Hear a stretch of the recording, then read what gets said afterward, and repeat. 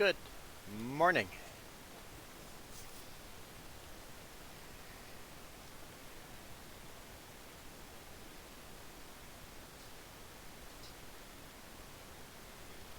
How are we all doing today morning?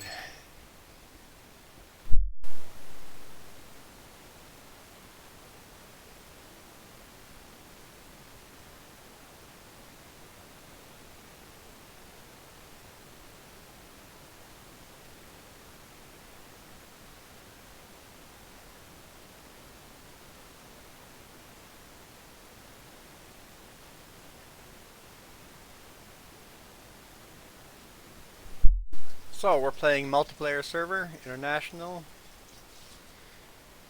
Look for Juan YouTube.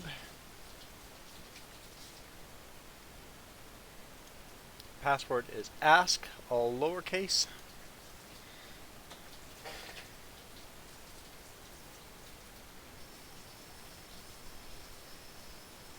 Now we wait to synchronize.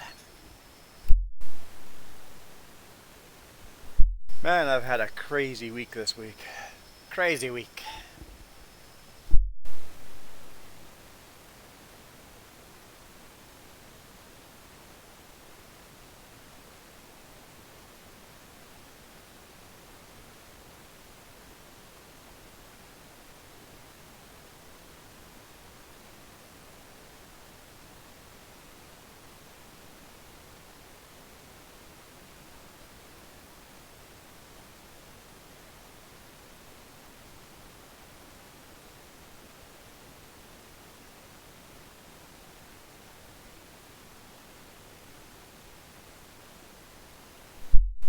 Just waiting for the game to load. The rain did stop. We played enough offline that the rain stopped, but it is night. But yeah, I'll tell you guys about my week here as soon as we get a few people in live chat.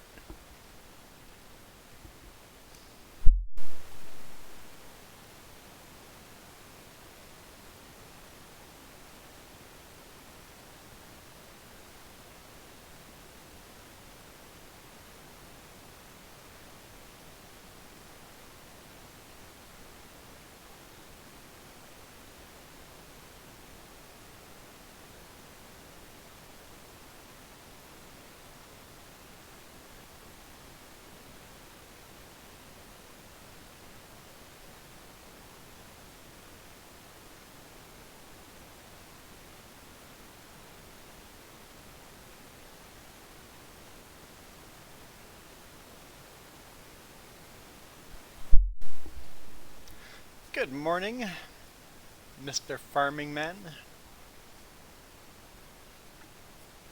Oh, there we go. Start.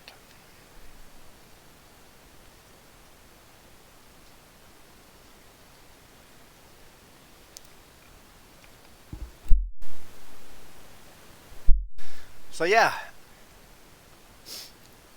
I had an eventful week this week. An eventful week.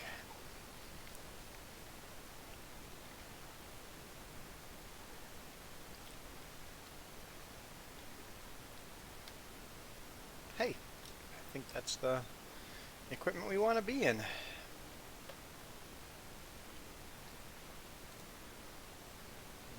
I think I saved it just like that.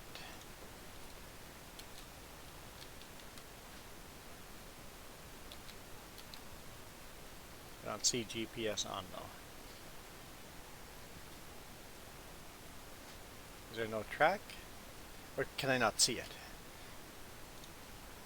Ha! There we go.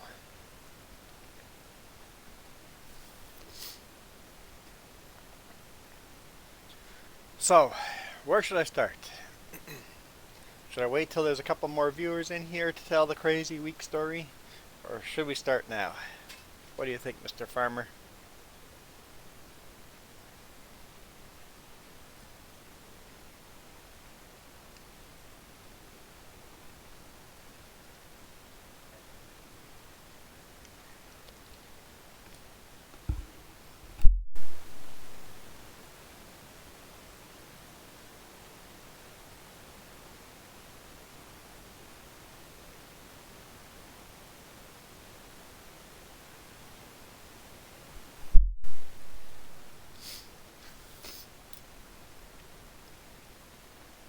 with all this canola coming in now, we're going to have some money to pay off loan. I did buy some more fields. I'll show those to you. I now own 3, 4, 5 fields plus the yard. So I'm going to be doing some plowing and altering of roads and stuff once this is harvested.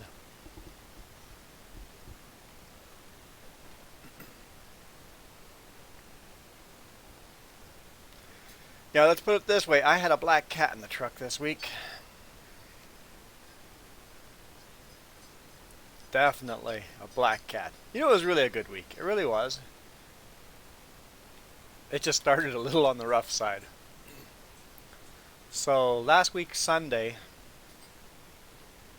I left in the afternoon. I walked up to the shop. It's about 1.8 kilometers exactly, not about, it's 1.8 kilometers. Walked up there. If it's that short distance, why not walk? Why take a ride or leave your vehicle there? Walked up there, did my pre-trip.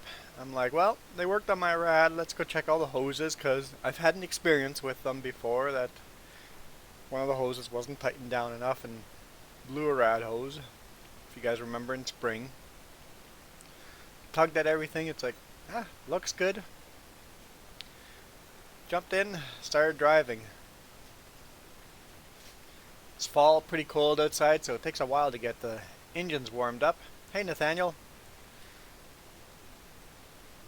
Got south, about an hour drive south, the engines start warming up as I climb a hill, and kapoof! Steam everywhere. It's like, you've got to be kidding me. Pull over on the road. There's no. I'm climbing a hill. There is no shoulder. At least there's a passing lane right there. It's a three lane highway in that section. 1 lane downhill, 2 lanes uphill. So I parked there, 4-way flashers on, open the hood. Sure enough, that same hose just blew off. I had 6 jugs of coolant in the truck as spare coolant because of my overheating issues in the summer.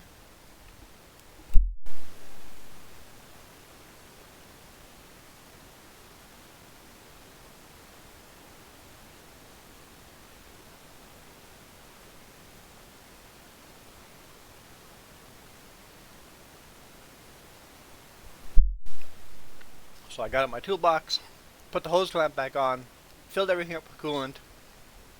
It was not quite enough to fill up the whole rad, but it was enough to keep the engine cool and stuff. So it's like, okay, I only have another hour and a half to go to my destination.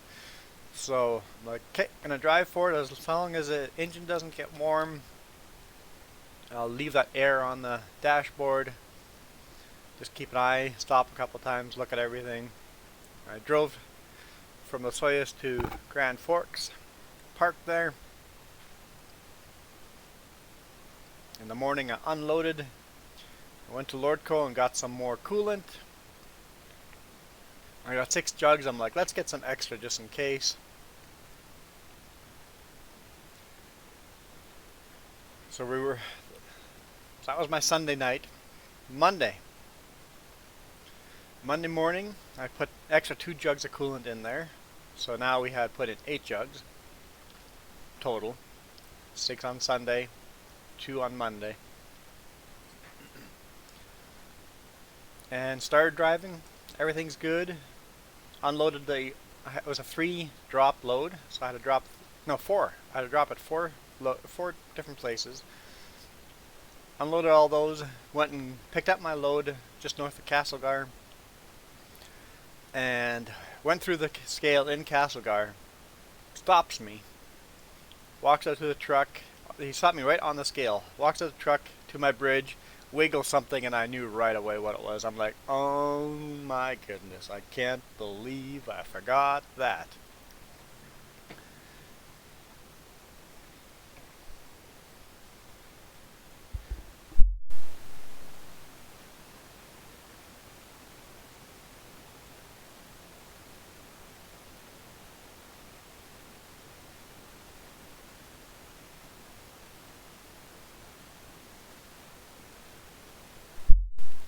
Shouldn't get distracted. What's that? Farmer Joe again. Distracting me. Unbelievable, huh? So, the light comes on, park and bring in papers. I'm like, before I do that, I'm going to go correct the problem that you just found. So it was a load of lumber.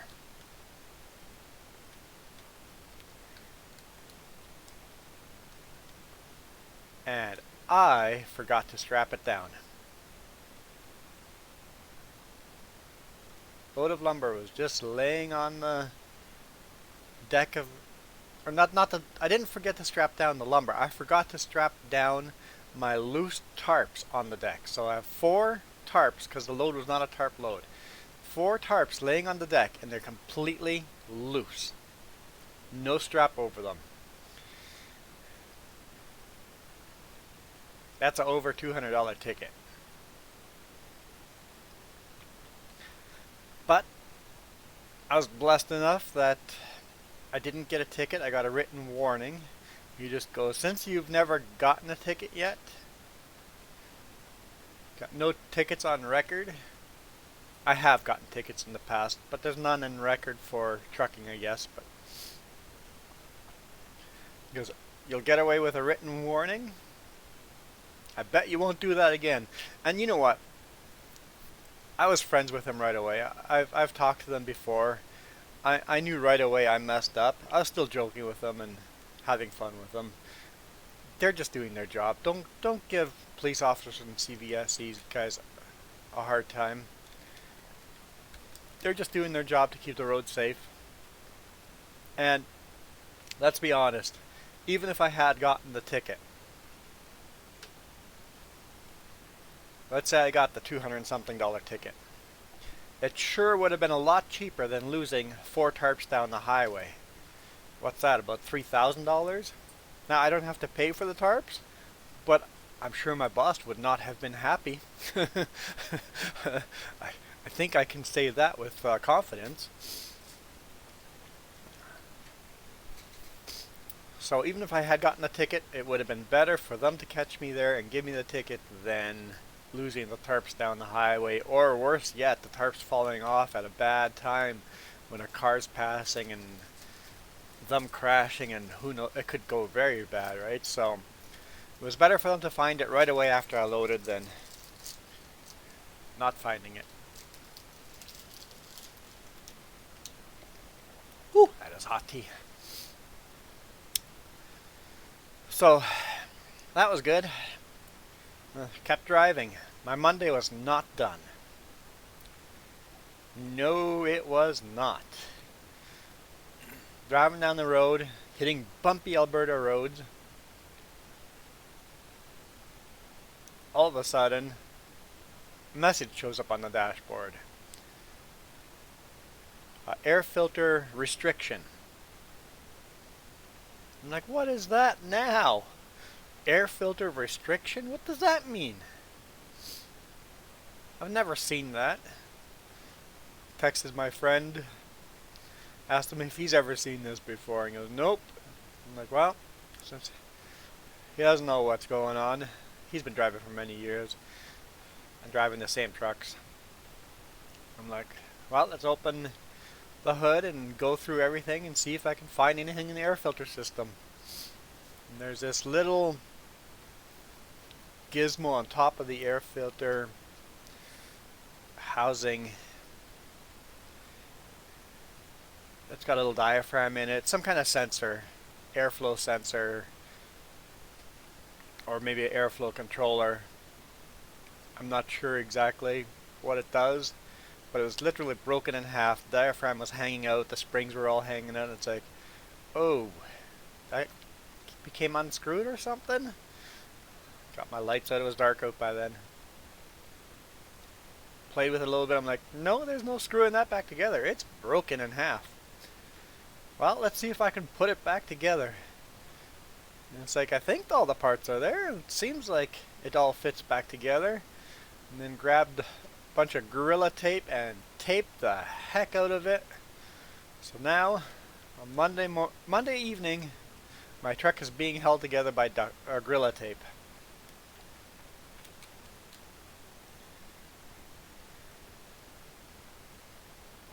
So I kept going.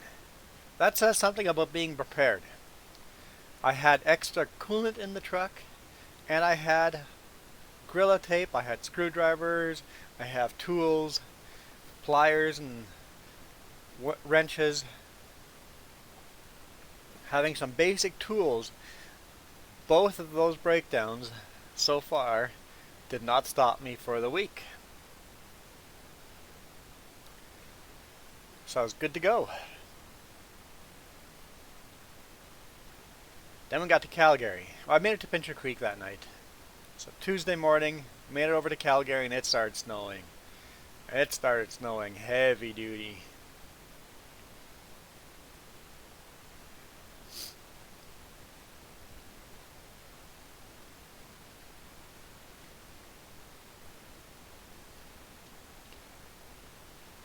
Got to my destination to unload. Pulled into the yard. I'm like, oh, I see their yard is very lumpy looking underneath that snow, which means it's muddy. So I put my power divider lock on, both diff locks on, and just powered through there after a U-turn in the back. I've been there before. And I sunk in a good half a foot into that mud, and the tires are just spinning away. I'm like, keep going, keep going, keep going. And you have to go through that same dip muddy section twice because you have to go to the backyard, do a U-turn, come to the front.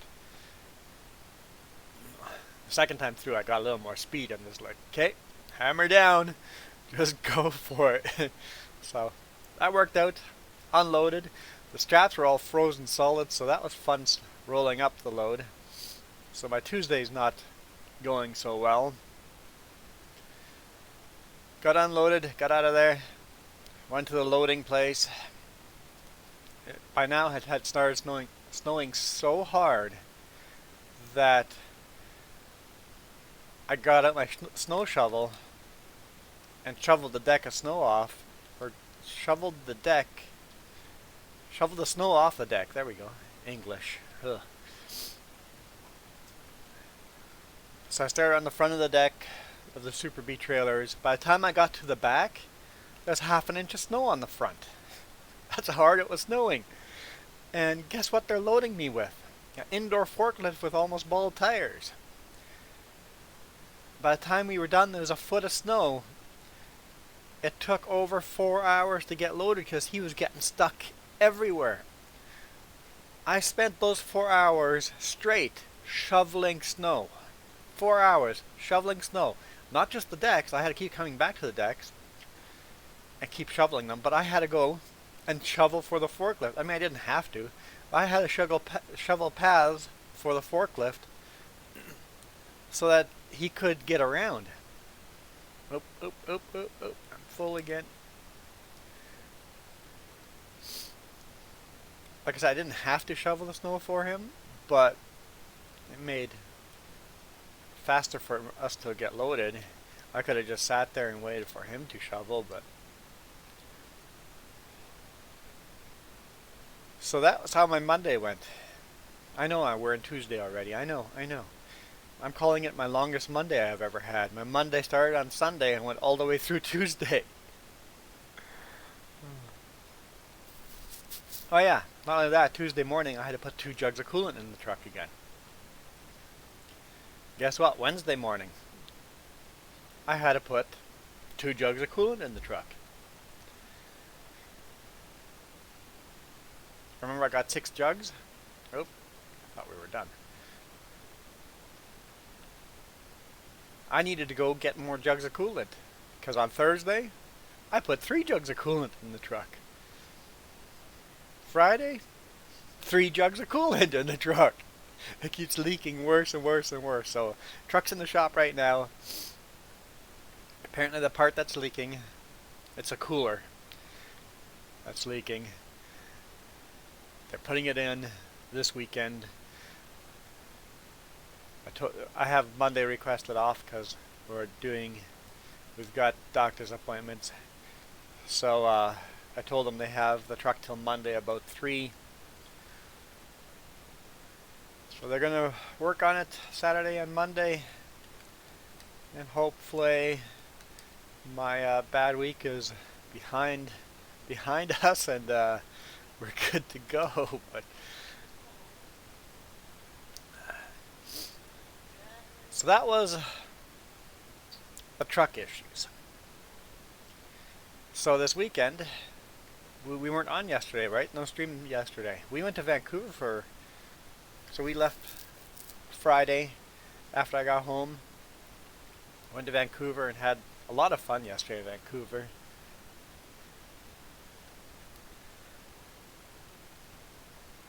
But before we could leave, everything gathered together Friday, run down to the truck, our pickup truck, and I've got a stone cold flat tire on it. I'm like, really? Okay, jack it up, take out the spare. We still have full-size spares. Any car that I buy will have a full-size spare. None of this running around donuts. These little tiny spare tires. Some cars don't even come with a spare at all anymore. All my vehicles will. I will go out of the way, buy a rim and another full-size tire, so I have a full-size spare. So I'll put the full-size spare on. Friday evening, all the tire shops are already closed, or about to close. It's afternoon. I'm like, okay, throw it in the back or underneath the truck again, and drove to Vancouver. And Friday morning, dropped it off at the shop. Found a screw. What's that? Saturday morning, dropped off at a tire shop, and they found a screw right on the shoulder, and it's not repairable. So I gotta go buy a new tire. I'll do that tomorrow morning before doctor's appointments and stuff. So yeah, very eventful week. You guys have anything you can top that with? Or anything else interesting that happened?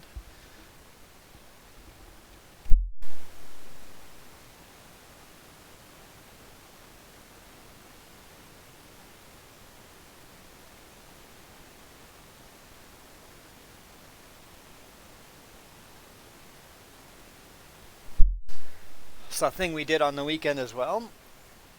We stopped at Peterbilt and looked at their trucks, because the lease of my big rig is running out in April, so Setco's gonna get me a new truck.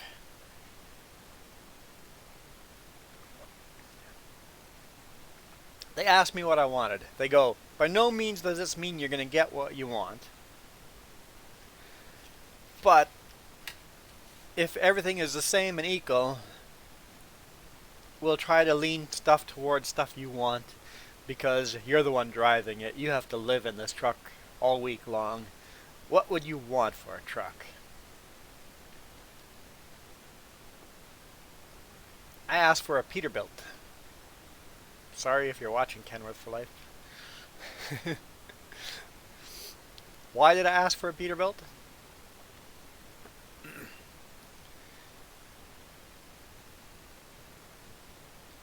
I've noticed that our Kenworths are in the shop a lot.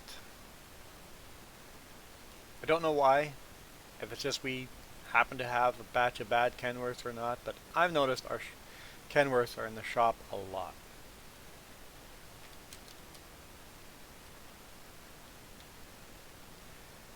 So I don't want a Kenworth. I would rather take an international. I'd rather have exactly what I have now.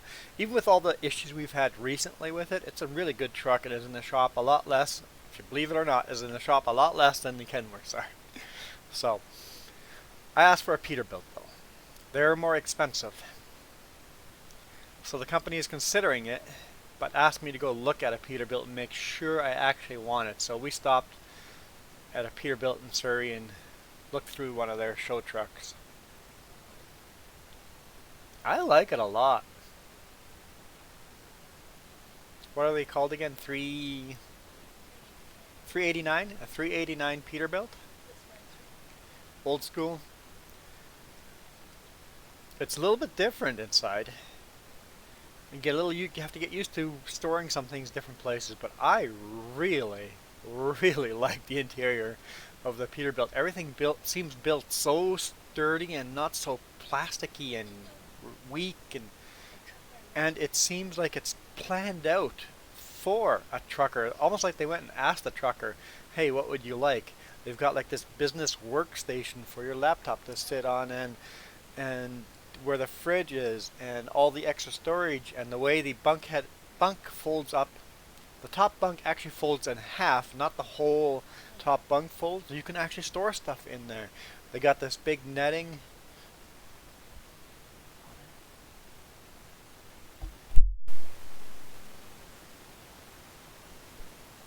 Oh yeah, and the way you store, you, they've built in not just cup holders, they've actually built in a 2-liter holder. We don't drink pop, but a lot of truck drivers have a 2-liter of pop with them, right? And it's like there's a 2-liter holder, cup holder. It just seemed like a well-designed truck. I was, all the gauges are nice and flat, easy to clean. Come on again. Easy to keep that dashboard clean compared to my truck currently. So I like Kenworths too. They're really pretty, but everything is so plastic and fake, and it breaks. Like any Kenworth that I've been in that I've had to use as a spare truck that's more than 2 years old, all the cabinets are breaking off the thing. I don't know how rough those drivers are, but still, the cabinets are all breaking off the thing, and on the Internationals they're not. And these Peterbilt everything felt so much sturdier than my International even. There's a reason why these trucks are more expensive. And of course I want to come in under the hood. I have to go get my laundry, or switch the laundry from the washer to the dryer. So what is Farmer Joe doing? Where should I go?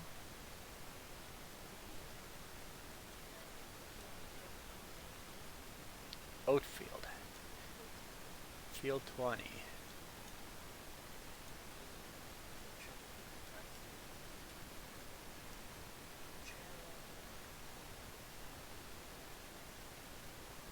You're going to be in the combine. She'll be in the combine in a moment.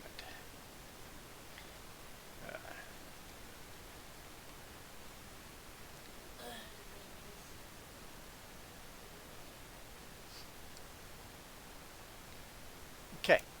She's bringing a tractor, a trailer. You can see her in the background coming over this way, and then she'll be in the combine. So watch that for a minute as I move the laundry from the washer to the dryer.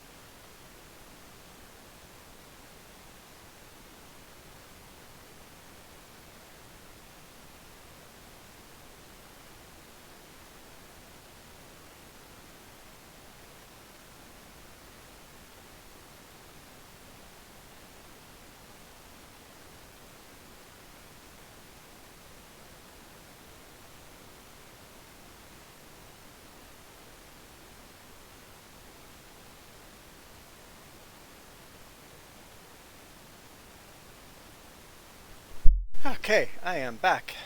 Hey Mac, how's it going?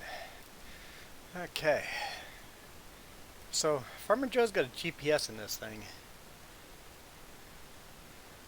and not using it. That's a small little field, I guess. I'll give it to her. Let's get in our John Deere.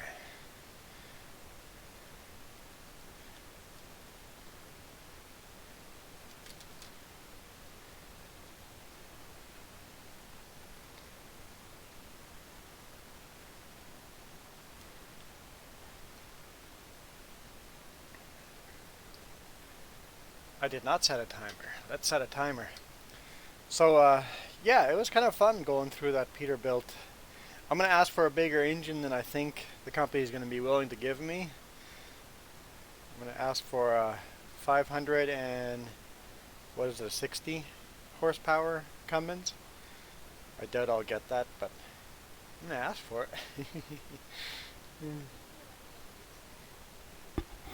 Yeah, what I really like about the 389, where's my timer? 389 Peterbilt, the old school, the big open hood. The big hood, not aerodynamic, is the bigger rad, a lot less overheating issues. At least that's my theory. Much bigger rad in those things. I could go for the newer style Peterbilt as well, the 5, whatever it's called. I'd be happy with that too. I'd be happy with another international, but I'd be really happy if they gave me the Peterbilt 389 with everything I wanted. It'd be like a contract that I work for them for the next 4 years or however long the lease is. I'd be in for the rest. I wouldn't be leaving Sutco, that's for sure, anytime. Not that I have any plans of leaving right now. I'm quite happy where I am.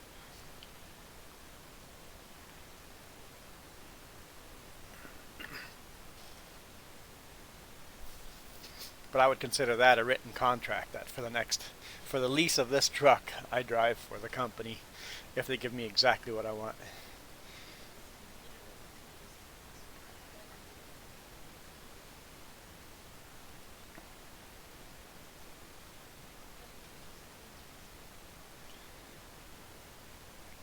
It'll be good to test out some new things, and hopefully the truck doesn't have any issues, and it saves the company a lot of money. If we can save the company a lot more money by having a higher quality truck, if that works out, then I'm sure they'd buy more in the future.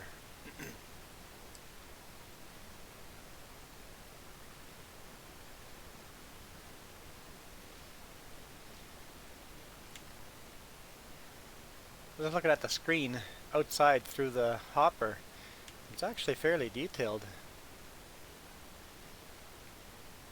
Look at that screen there. Through the hopper into the cab, it looks pretty much the same.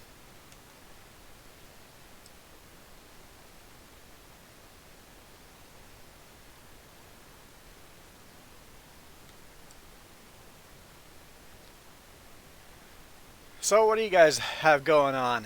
Anything exciting? Any questions for me? Yes? What's the question for me?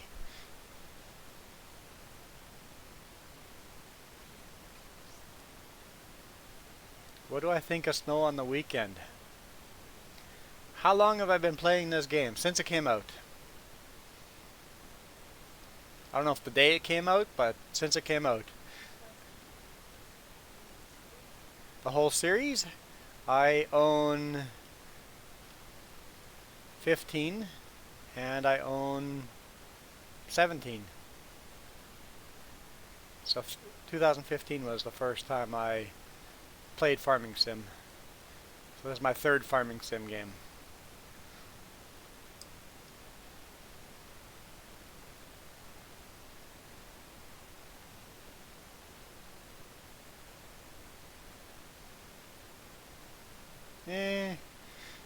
I think the spout will be on the wrong way. I think we'll start going around the field now that I can do the whole field in one shot. And we are playing on PC, and this is multiplayer, so everyone is welcome.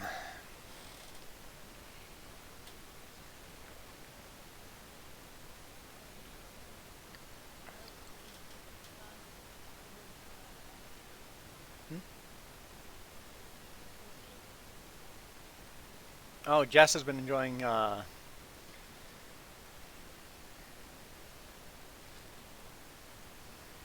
Divinity? Divinity 2? She's been playing that game a lot this week. Here. She's been playing, that's not, here, Windows button.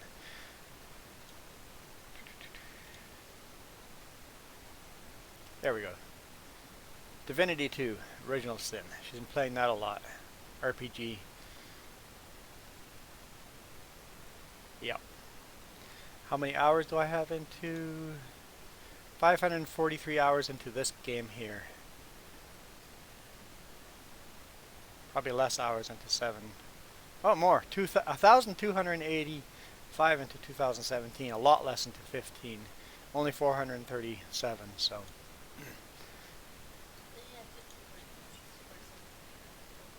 Yeah, 15 we only had a while before 17 came out. I bought 15 on a sale. And then I was addicted ever after that. Honestly, Farming Sim 17 and 19 are the same game. This is just an upgraded graphics version of the game. Really. It's just a DLC that you have to pay for a full price of a game. It's a marketing thing. And I bet you the next game, 21, Farming 21, will be the same thing. This game just a little bit upgraded.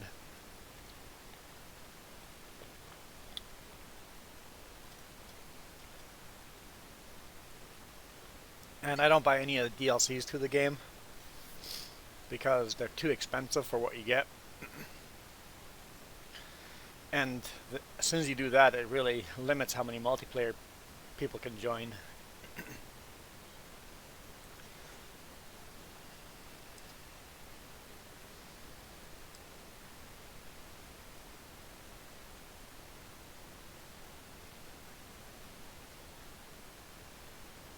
Someone asked me what kind of truck I was driving, what engine, and what transmission. And I'll be honest, I don't know what transmission I have in my truck. It's an 18-speed automatic, but what transmission? I don't know. I'm sorry. I'm not a big mechanical truck guy. I'm learning slowly, but and yeah, I can fix some of the stuff on the side of the road myself. But I don't know the names of stuff. But it is a International Pro Star 2016 Cummins with a 525 horsepower engine. I know that.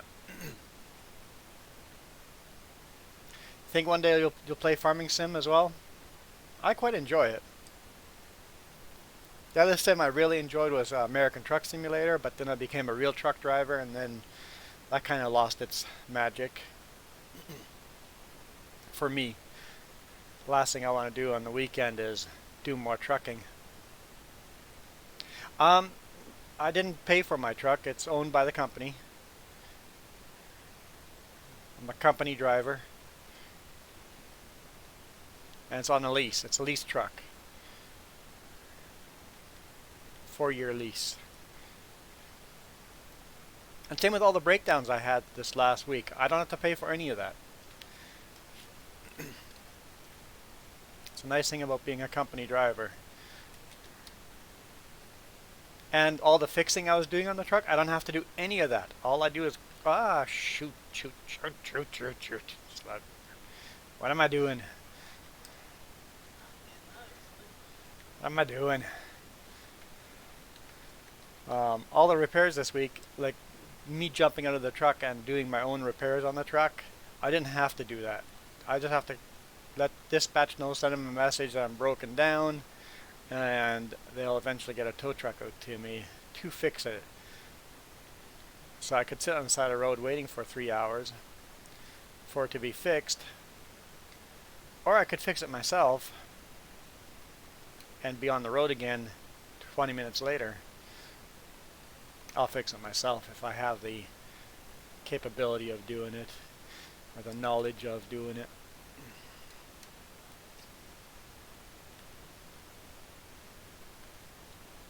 Oh, trailers are full. I will fill up the combine again. Yes, oats are still on a great demand. The great demand price has gone down, but they still have a good, there's still a really good price right now for oats. Yeah.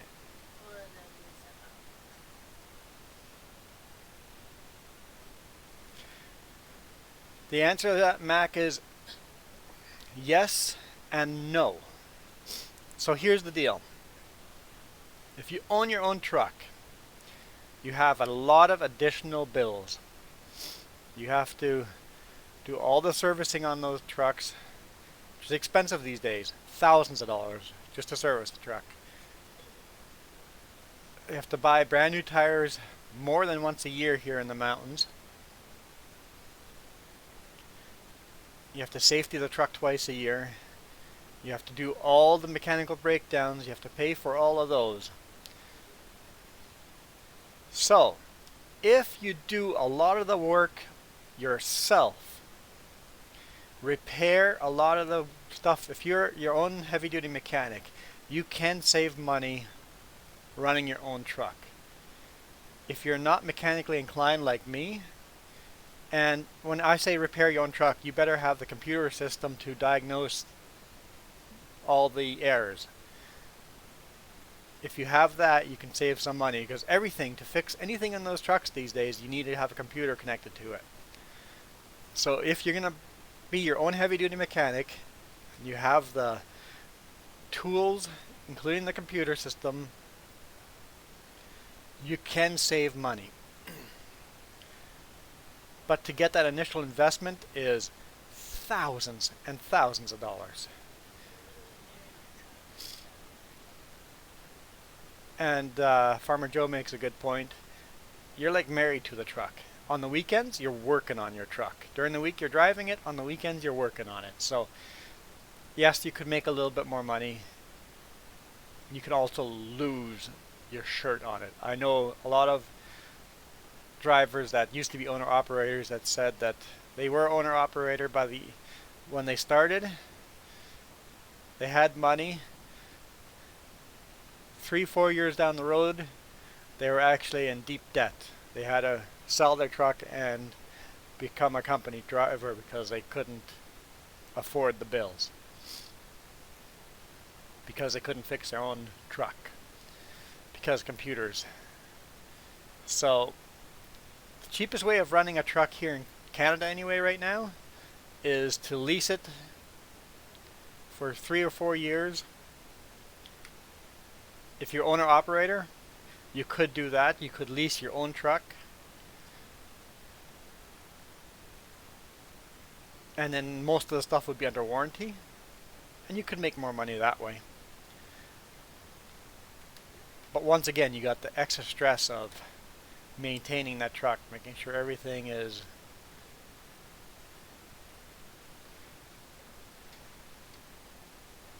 good to go. And what happens if your truck is broken down for a week? It's happened to me. Company driver, they throw me a spare truck and I keep driving. I keep making money that week. If you own the truck, you're down that week. No money coming in. Canola. Where are we going? We're going to sell it there. Where is there? Up here? Okay. Take that road, go down that way.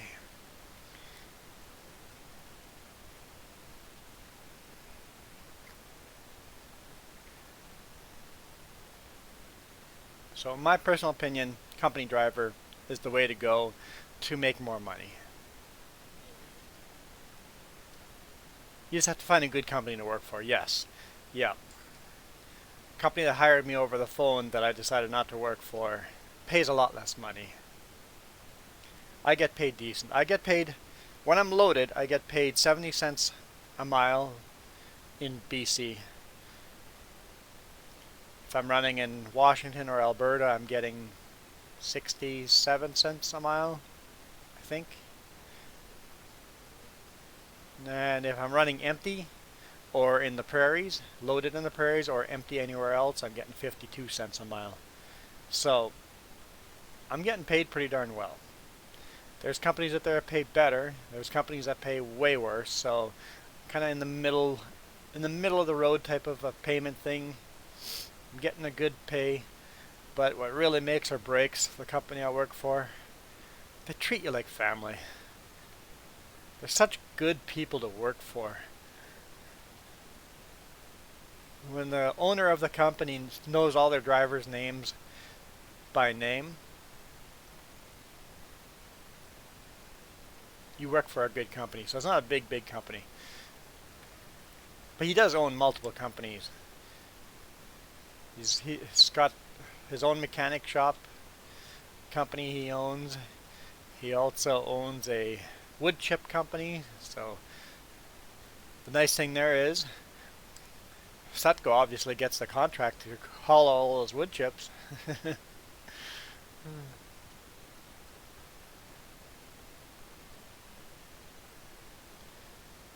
So his companies all complement each other.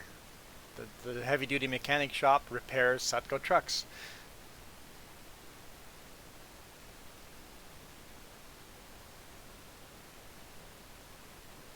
And then they own a couple other companies that they just bought.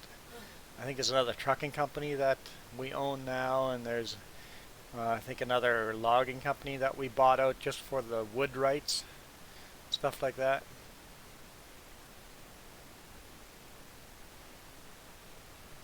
No, there is no limit on how many miles you can drive in a day. None at all. Legally, there's a limit how many hours you can drive in a day.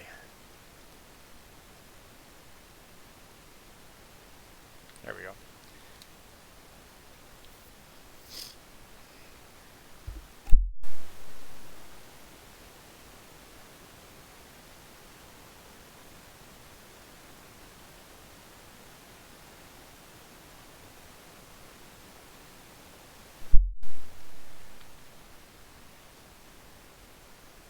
So I'm not sure where you're from, Mac, but in Canada,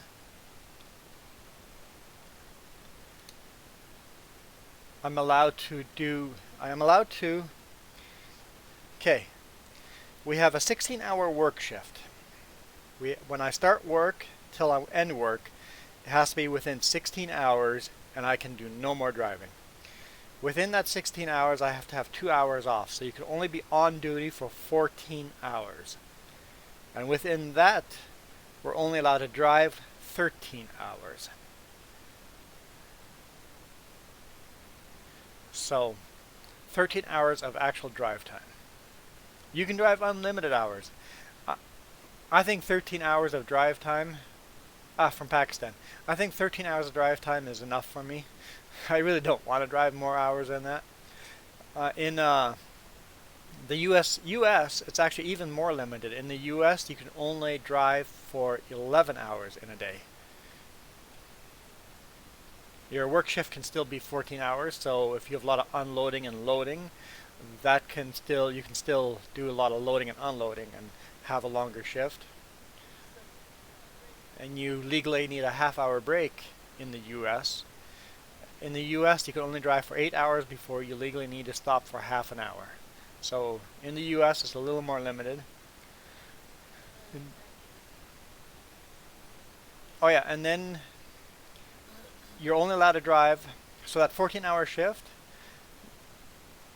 you're only allowed to drive for 70 hours in a week before you have to take a 36-hour break to drive more.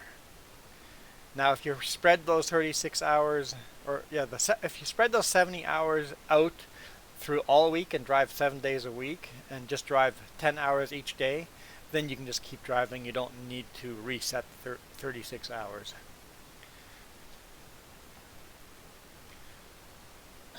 So yeah, we never drive. Usually we get home Friday afternoon, evening. I get home. I'm on the road all week, and I'm home every weekend, almost every weekend. So usually I get home Friday afternoon, have all of Saturday off, and then Sunday evening, sometimes afternoon, I get going again. So I usually take about 48 hours off.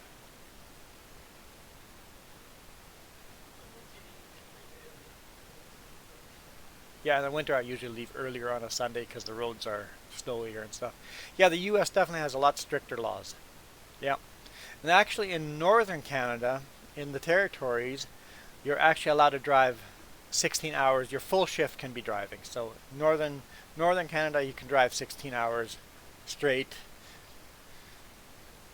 So you can drive more in northern Canada. I don't know why the difference in law. It might be because of all the oil fields and stuff like that. I don't know.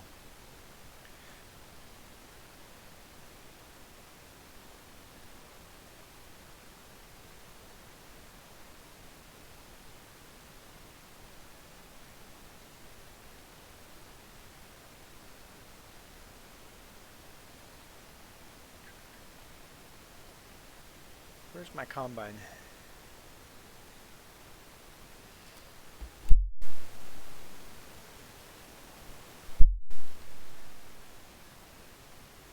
Here's my combine.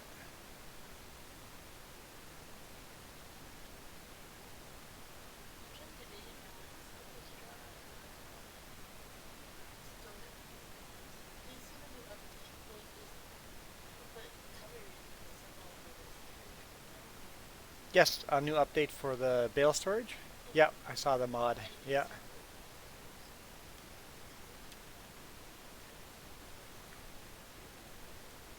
Like covers like tarps over top of the bales?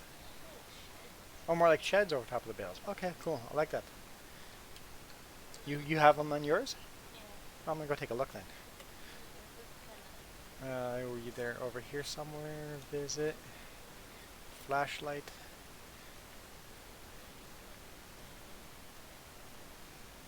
Oh yeah, so it's like a metal frame with a tarp over top of it for storing the bales. Oh yeah, nice. I like it.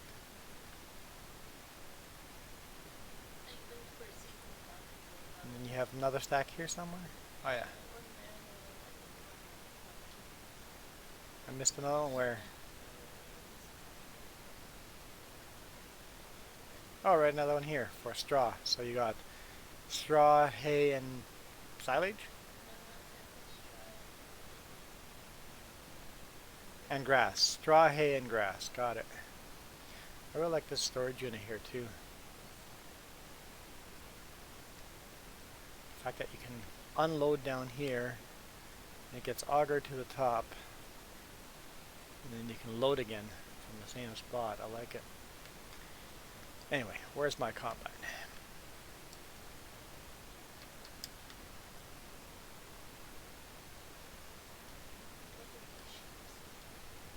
You gonna finally get cheap soon?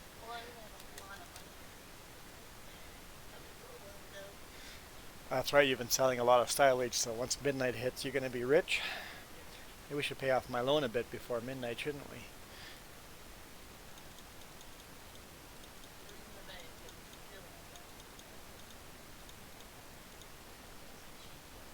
There we go. Good chunk of the loan paid off. Less interest. Sure, Mac. I always take suggestions for videos. I like constructive criticism.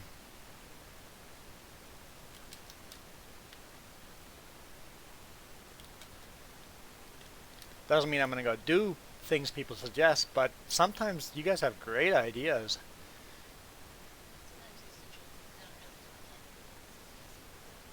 And sometimes some things you guys suggest I can't do because of situations, but I still like hearing all the suggestions.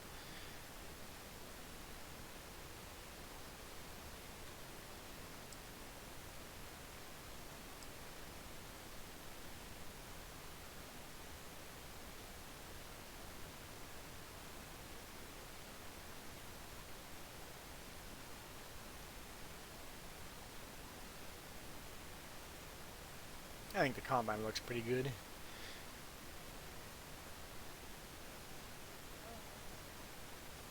It's green. I don't play with John Deere very often, but this map we decided to go with John Deere. I have an International though as well.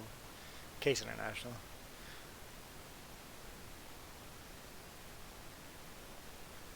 Almost done harvesting this field, and then we got the other field I bought. We have to harvest that, and then I'm going to do a bunch of plowing before we start seeding.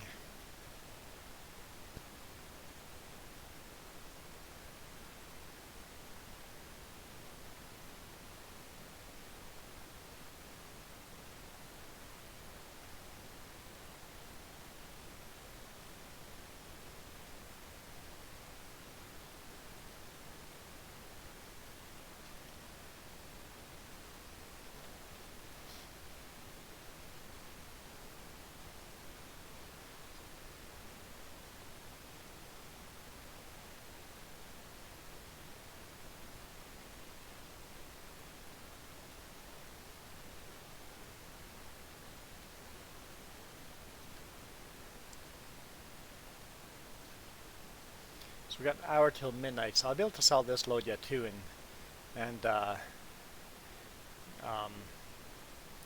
pay off that part of the loan too.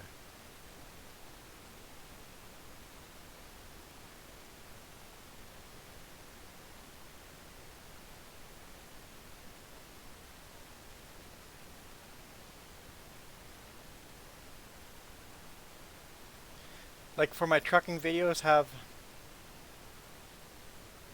thumbnails different than what I have. Like I just have a screenshot of something we did along the highway type of thing.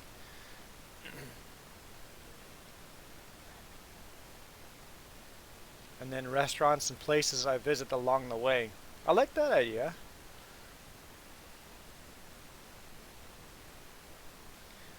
I don't go to restaurants a lot. We make most of our own food in the truck.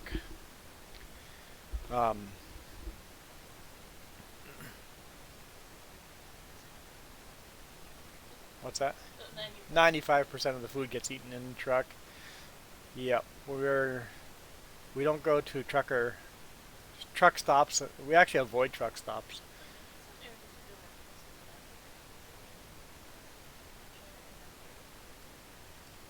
But there are like restaurants along the road that we've stopped by before that are really good restaurants that deserve a good review.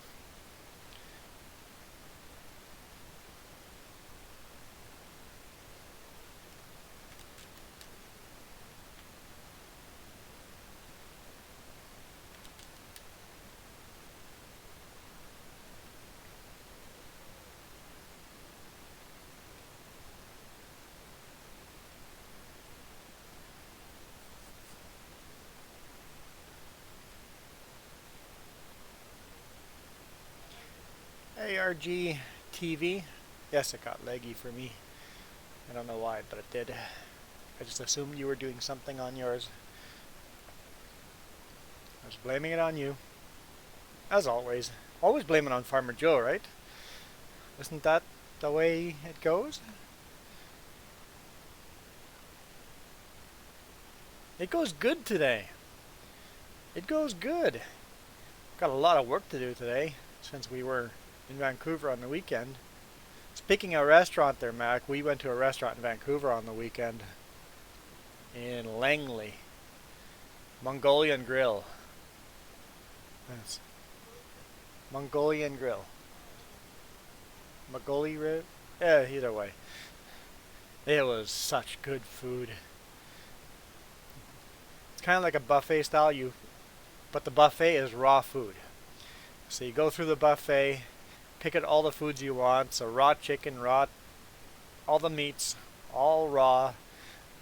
Pork, fish, beef, all the vegetables, sauces, everything in there is uncooked, raw. You put it all in a bowl, and then they put it on this big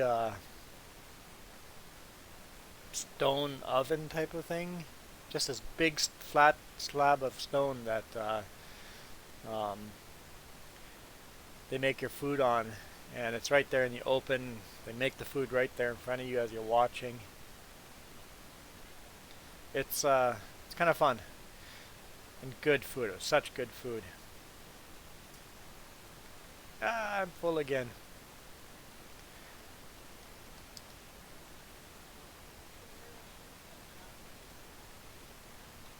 Yeah, they're not very common here. It was good though. Hey, thanks for the offer for video editing. I shoot my videos so I don't have to edit them because I hate editing. I just take them all in one take, so I don't really edit. So I just get home on the weekend and download. I sometimes have to paste clips together more and more often than I used to, but that's easy enough to clip them together. I'm getting you hungry? Yeah, it was good. The problem with a place like that is if you don't know anything about food, like me, it wouldn't be hard to make something awful tasting by mixing together the wrong ingredients and the wrong sauces.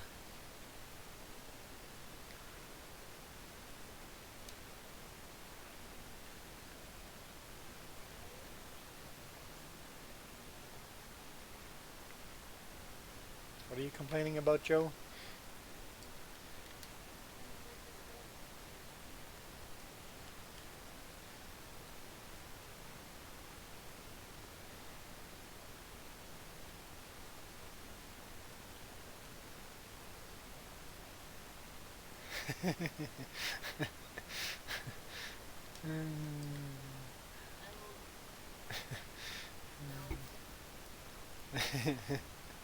Farmer Joe's having issues.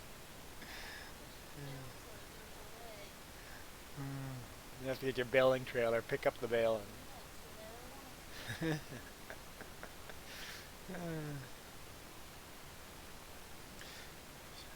You live just north of Columbus, Ohio, and there's a few of them there.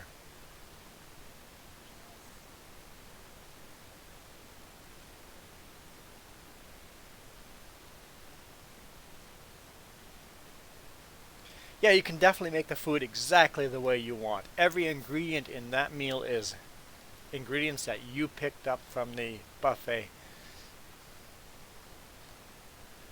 Yeah, we first time we went to a Mongolian grill was in Michigan, actually, in Grand Rapids, Michigan, I believe.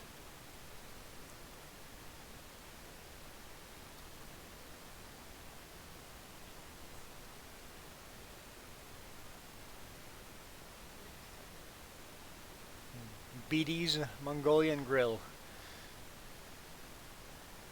American thing down there. Quite a few of those BDs down there.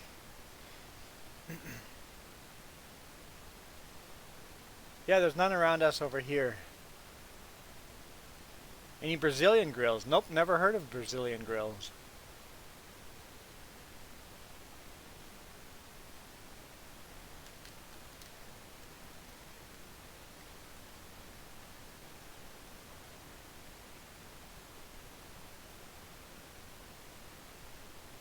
You can leave there in a meat coma.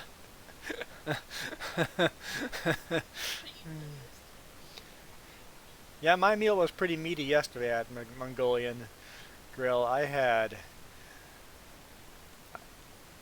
chicken. I had spicy chicken. I had pork. I had beef. Yeah, there was more meats.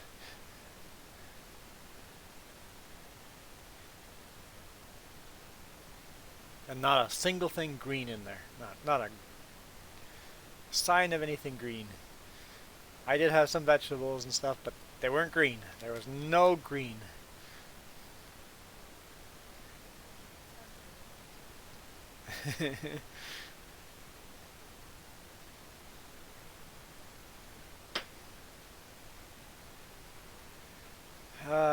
Because of the hill,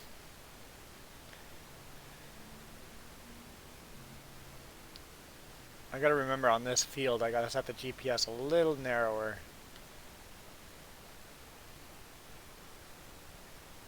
Yeah, I'm a meat lover. And especially you guys in the US, your portions are huge compared to ours in Canada. We're going to Texas this next summer, in spring. I'm a little worried about the portion sizes.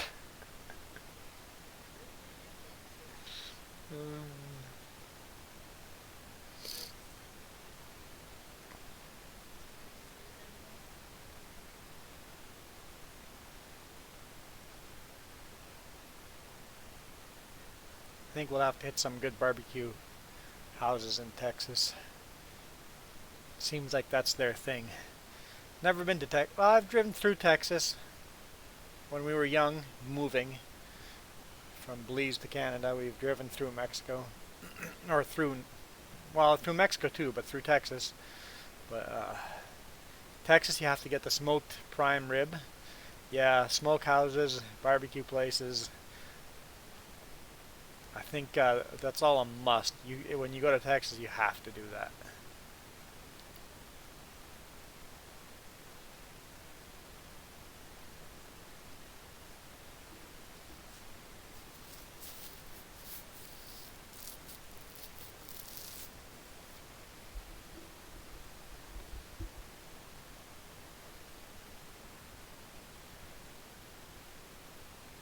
You make all your Harley rides based on what you want to eat.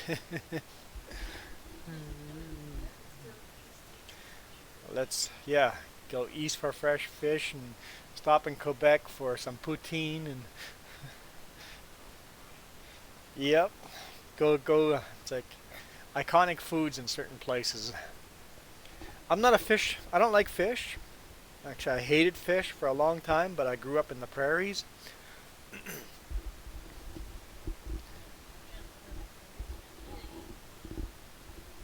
What's that? The jungle and then the prairies. Yeah, yeah. Grew up in Central America. No prairies there. That was jungle. But fish was, I don't know what. I guess it's the fish my dad had bought. It was bad, and I hated it ever since. And then I had fish right on the coast, fresh fish caught out of the ocean, and it's like, wait, this is actually good. So eating food where it's grown or caught or harvested is so much better. When it is fresh, never got refrigerated, it is fresh, never frozen at least. It is so much better.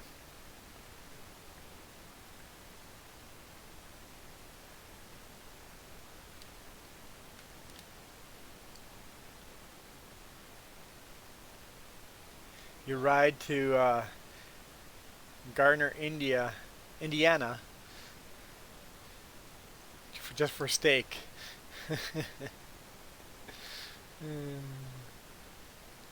I remember when we lived in Manitoba, growing up, I first got my drivers.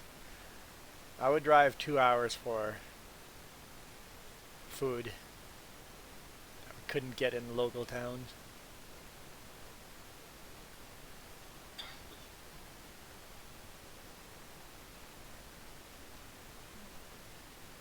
Yes, that's a good rule. Never eat fish unless you can see the water where it came from.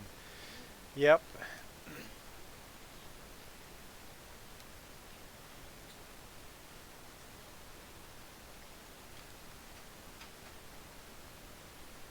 Actually, let's sell this canola first.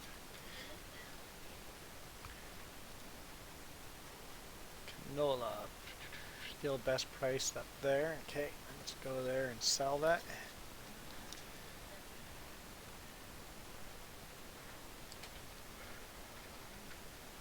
We had fish in Michigan somewhere. UP, we had fish in the UP. Right. It was caught there locally. Yes, I remember that. That was good fish.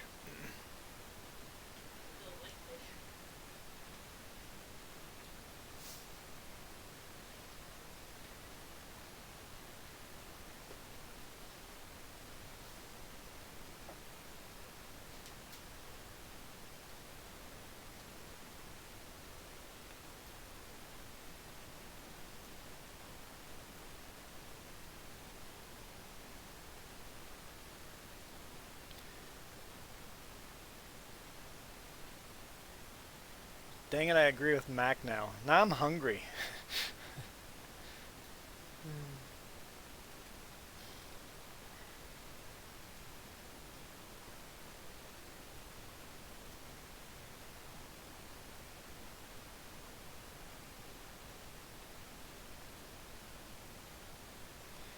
Great Lakes walleye and perch.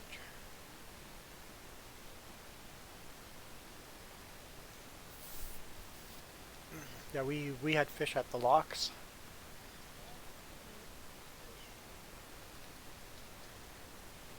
Sault Ste. Marie? Sault Ste. Marie. Yep. Yep.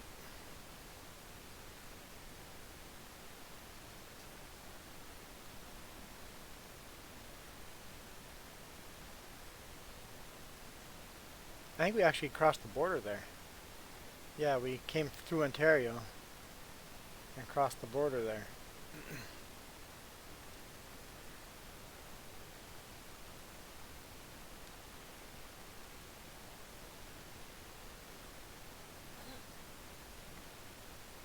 Boat on Lake Erie. That is a dirty lake. I lived right on Lake Erie for some years. Wheatley, Ontario. Close to Leamington, Ontario.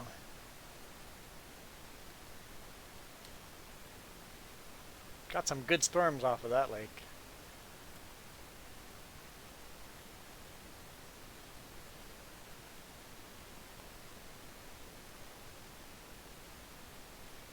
Yeah, I've lived in many places.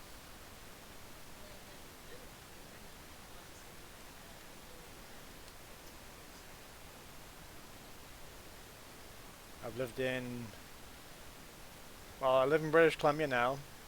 I've lived in Manitoba. I've lived in Ontario. I've lived in Mexico, and I've lived in Belize. And then multiple different places in almost all of those locations. No, in fact, all of those locations. Multiple different places in all of those locations.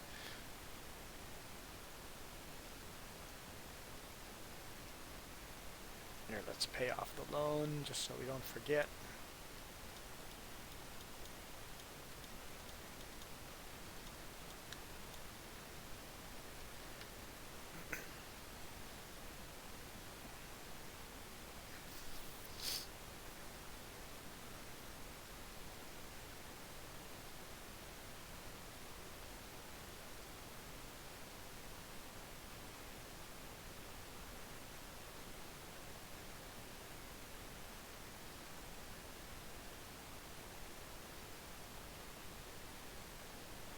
You haven't lived outside Ohio, but you've visited just about everywhere. Especially if you can ride there.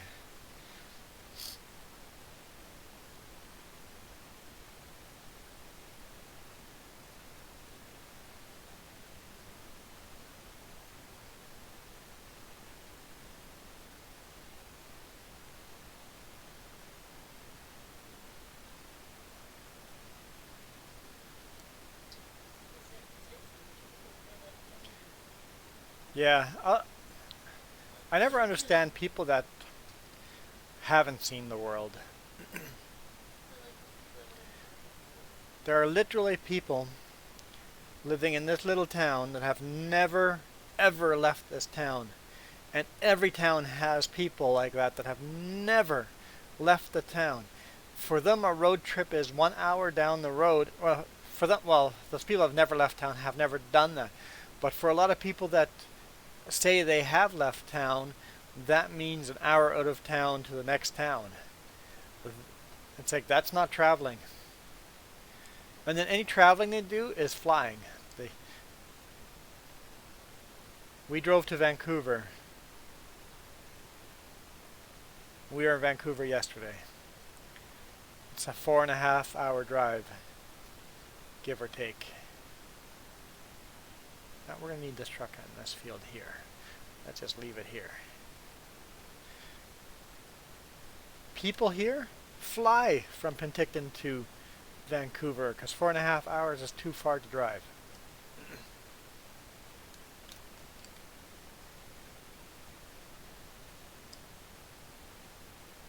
Yes, people,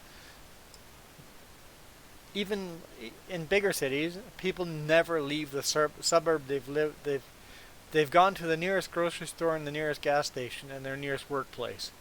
That's it. It's like no exploration at all. It's like, and then they go on a vacation. They fly out of the city.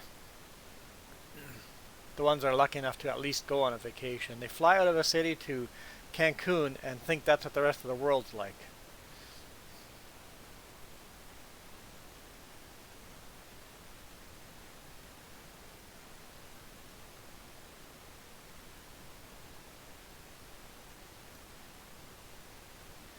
That's where we're going to want the combine next.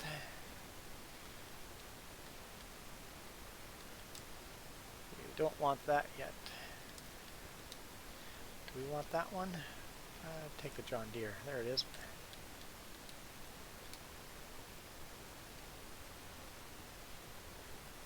Oh yeah, but the case is right where I want it, or right where the... Never mind, we're taking the Case IH. Because I want the plow, and the plow is by the Case IH. I can't see where I'm going.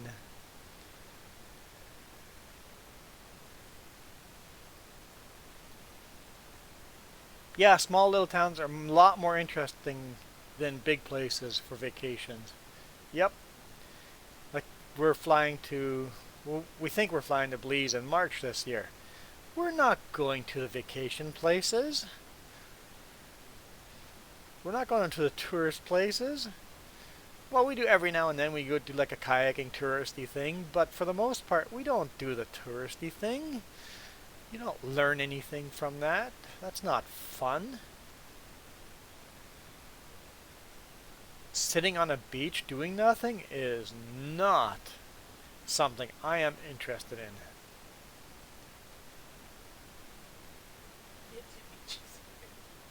We got 2 beaches here in Penticton. 2 different lakes, big lakes. Not like Great Lakes, but two big, decent-sized lakes. We don't go to them. That's where the tourists go. I don't want to go where the tourists go. Like you said, I want to visit a small town. Visit this little hole in the ground of a restaurant. Yeah. Then you got some good food.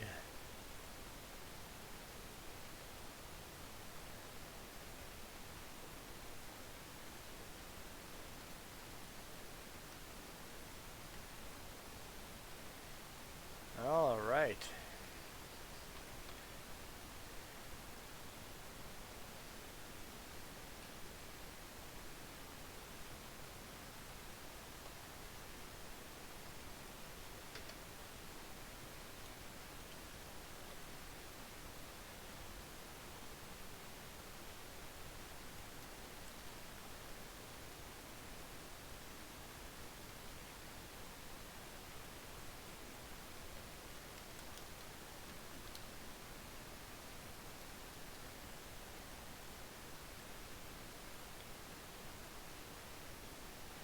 The road's gonna go straight here. Oh, silly me. I need to actually turn the GPS on if I want the tractor to keep going straight.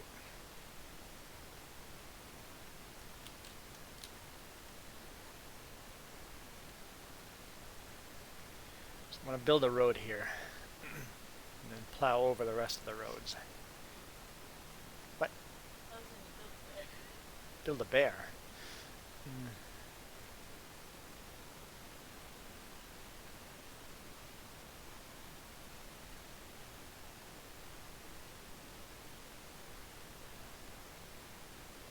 Yes, there are places where you shouldn't be alone.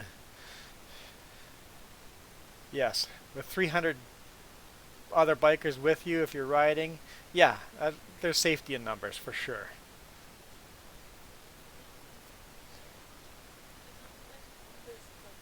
We've gone to a couple places that's like sketchy, we should not be here.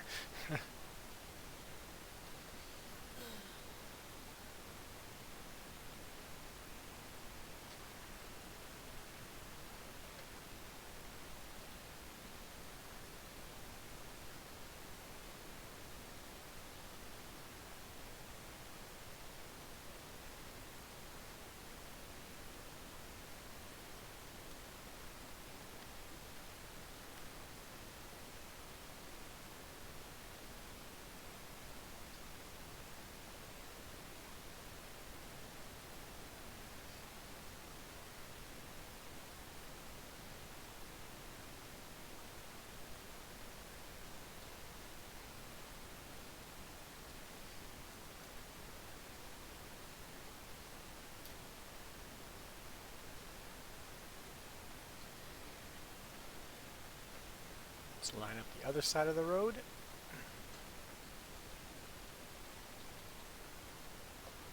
we go.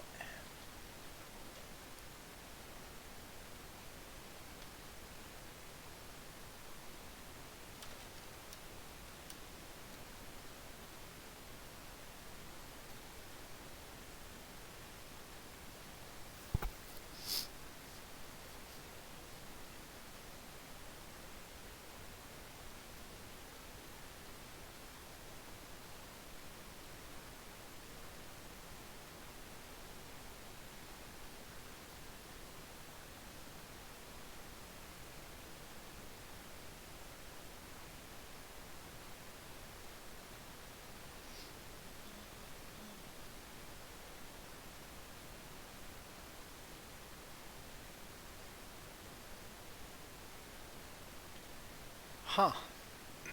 It's going to be too dark to work on this road. Do I just line up all my tractors and light up the road?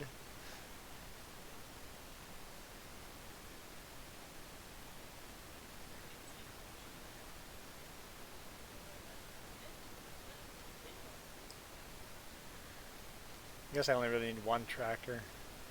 Just keep moving it along the road.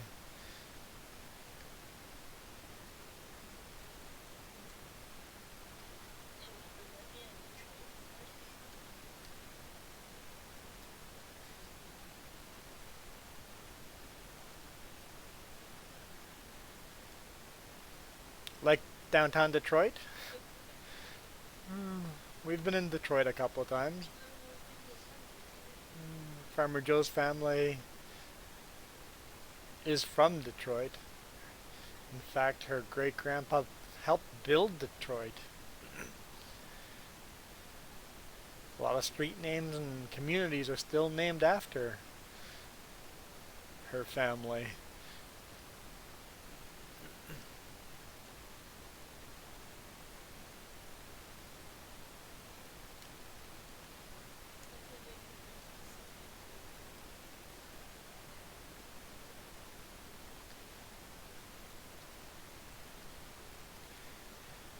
Okay, let's see.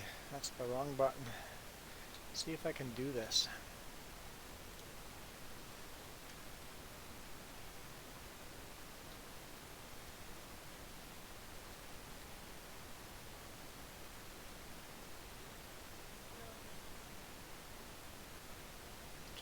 No, Nathaniel, we do not have a dog.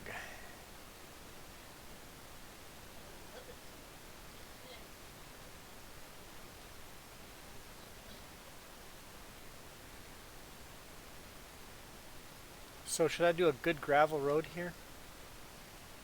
Get rid of the grass? Detroit, Cincinnati, Houston?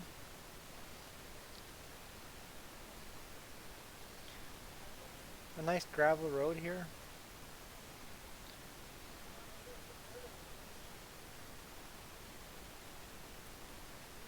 What kind of ground style is this?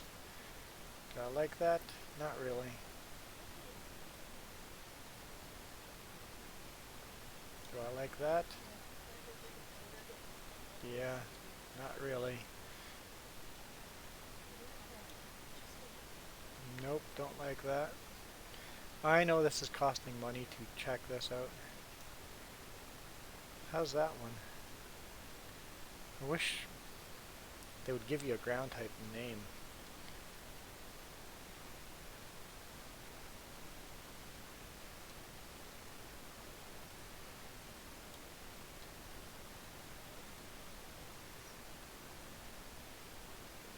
See, I like that one.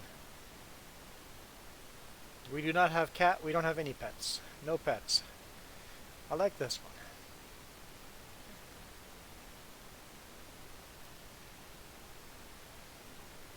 Not terrible either. Bigger gravel rock like that. Like that one too. I think I'll go with that last one.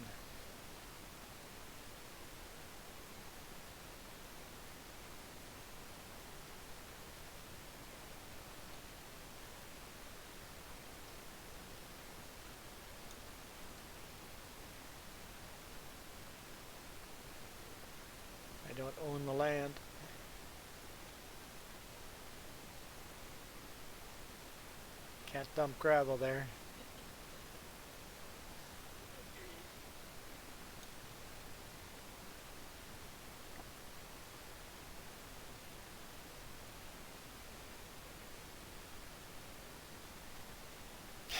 When you through areas of the town where every business has bars on the windows inside and out. Yep. Oh, where does my mom live? Right. Bars inside and outside windows in Belize.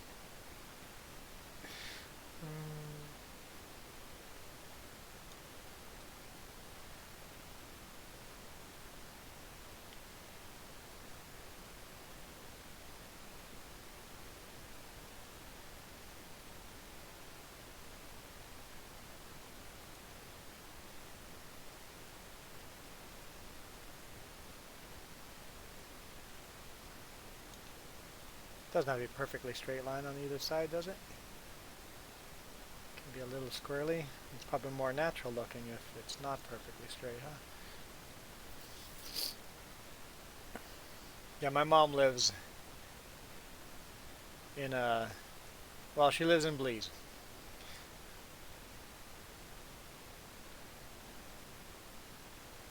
And crime is a thing there.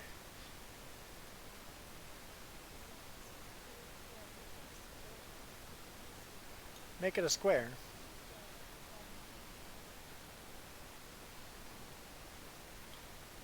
Modification shape. Eh. That's interesting. Oh, but it won't line up.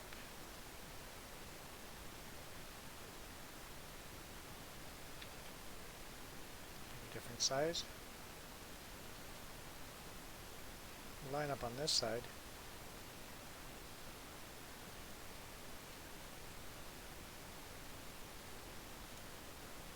What the heck's going on there?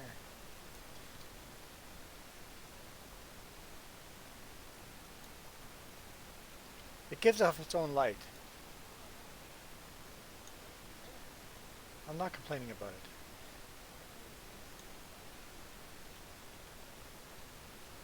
I'm gonna lose money? I am currently losing money. I'm gonna have to borrow some more, yeah.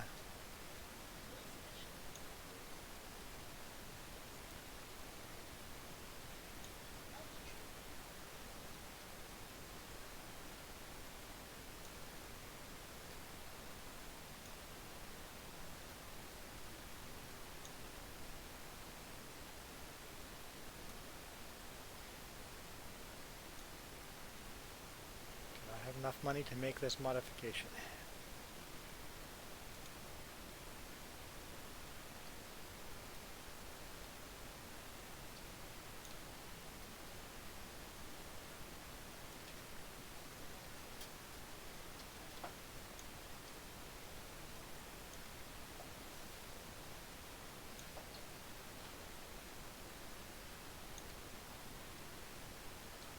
I want this actually be rounded here.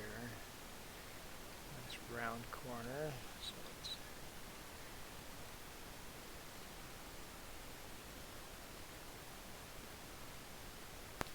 plow over that.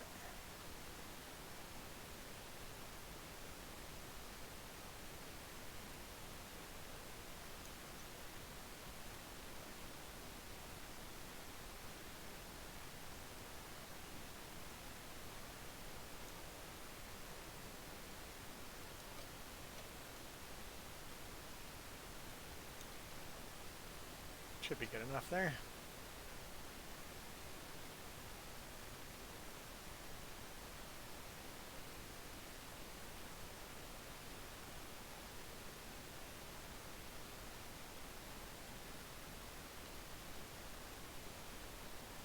You may need to rough it on dirt.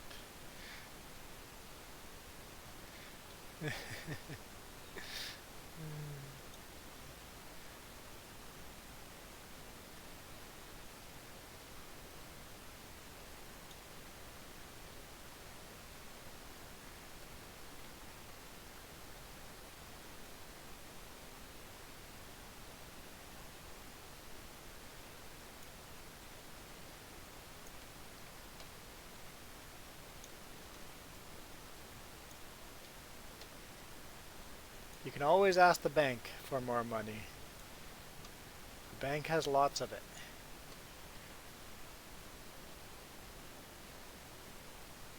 Do not own this land. What are you talking about? I guess the bank owns it.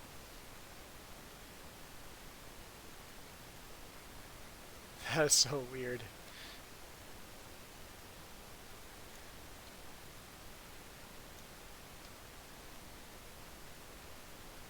I own both sides of it, both fields.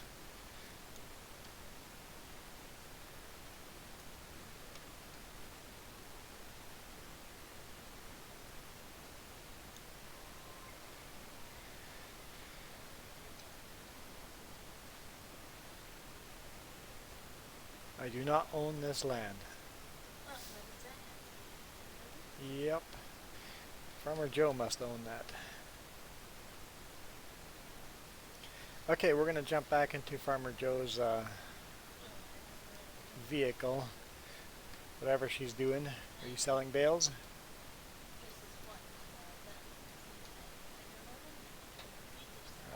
Screen, go away. Okay.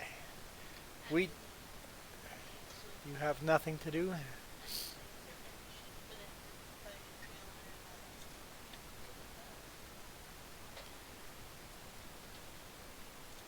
Well, I'll go to the shop, turn on my flashlight, just in case you buy something.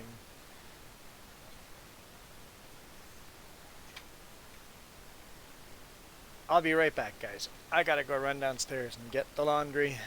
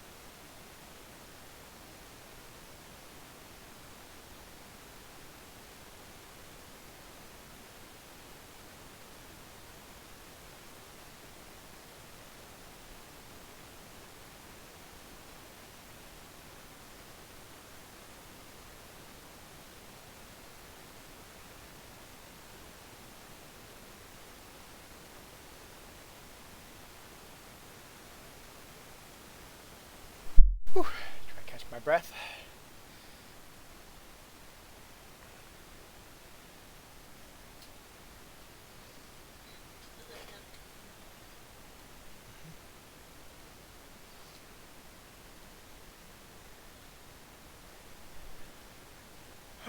Okay. Yeah, they've added a lot of options for that warrior truck. Okay, let's go back here.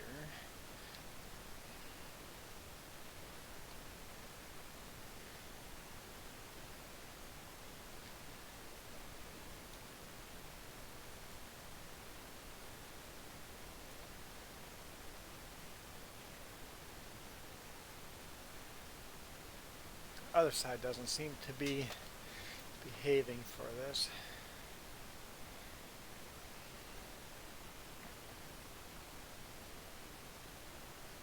Even the smallest size doesn't want to. Do I just make the road that much wider?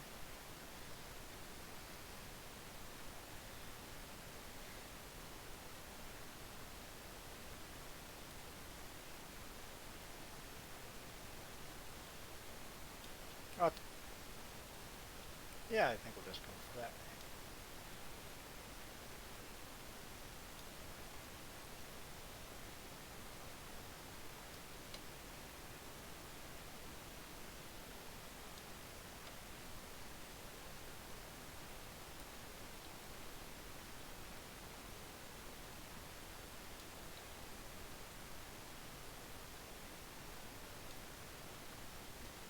Like I'm locked up, but don't touch anything.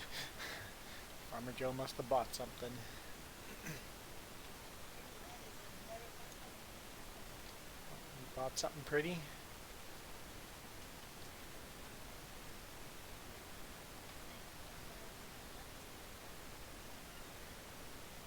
Yeah, you got a tight space to hook onto that trailer. That is a shiny cattle trailer. Animal carrier. Holy smokes.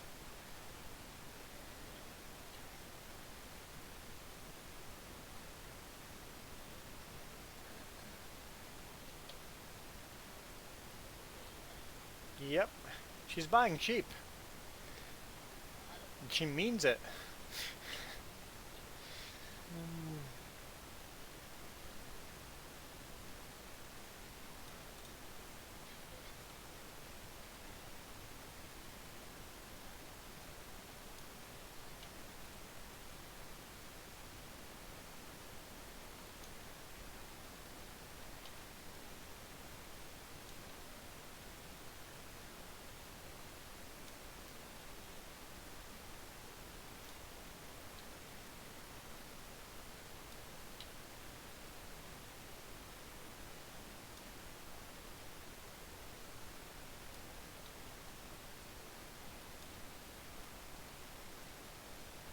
Keep hearing what sounds like air brakes. I think I can hear your truck.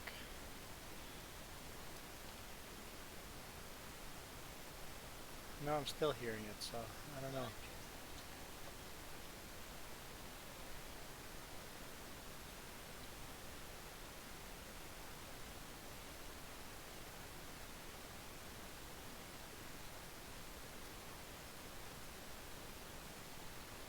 Yeah, it seems to have gone away. So when your truck is running, I hear air brakes.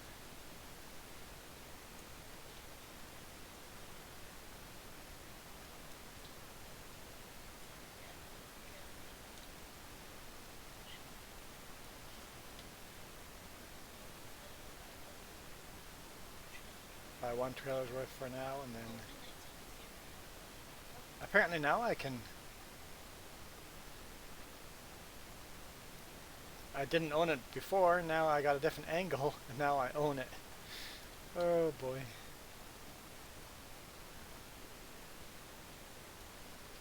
Okay. So Farmer Joe, feel like finishing this? Actually, maybe that's good enough as is. Just blend it together a little bit. No, but I want that side wider there, so no, let's make gravel road right to the yard. Um,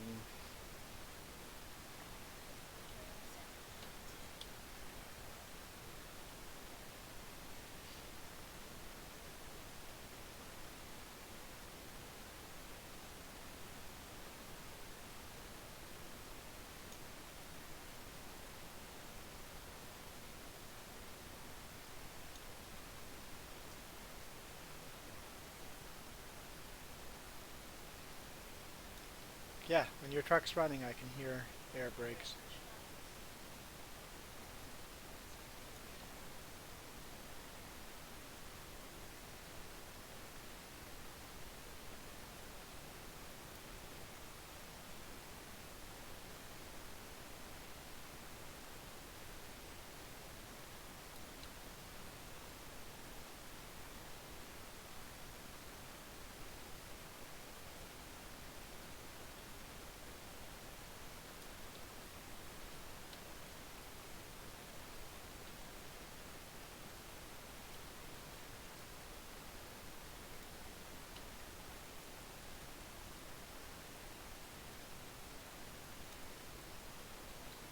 Yeah, that short little section I can't do.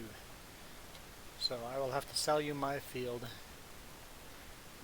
probably both fields, for the gravel to be placed there. Okay.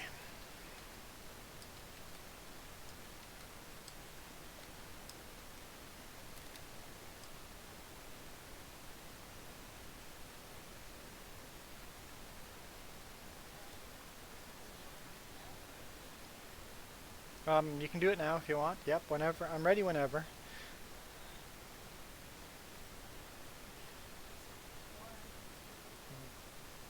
There might be more when I get to the other field, but I want to finish this field first. But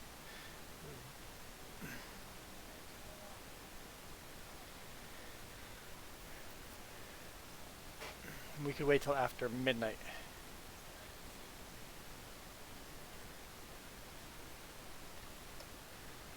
Okay.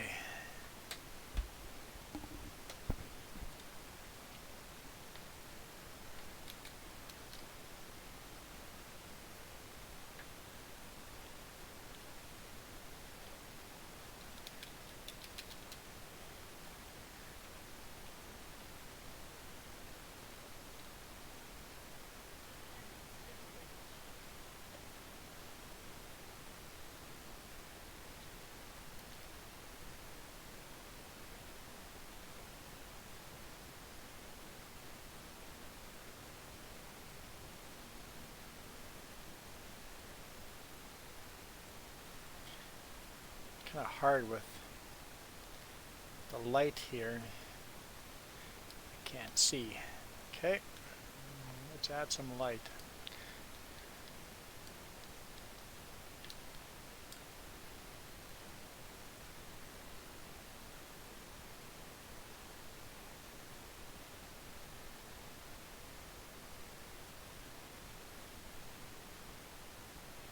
Yeah, the reason why I can't place a roadway there is because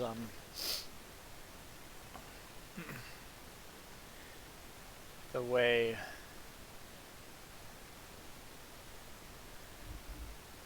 because she's the host, she owns certain things that yeah. If she doesn't own it, then she can't do her sheep. It's one of the things with this map.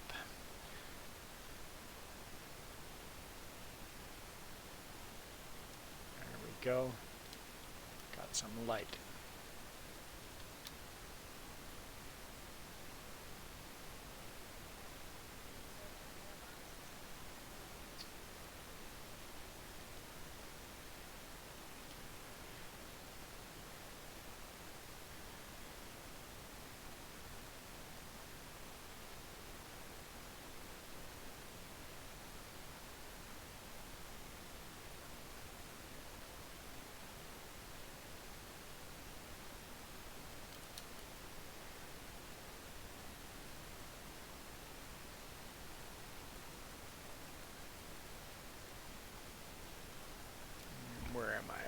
guess that's where the road used to be, going up that way.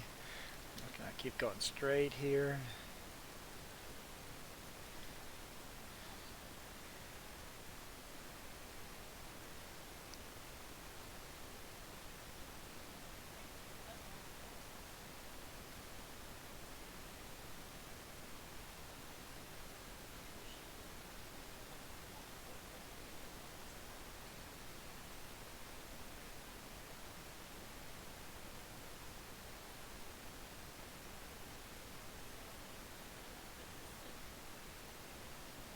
I think I'll need the pickup again for this corner.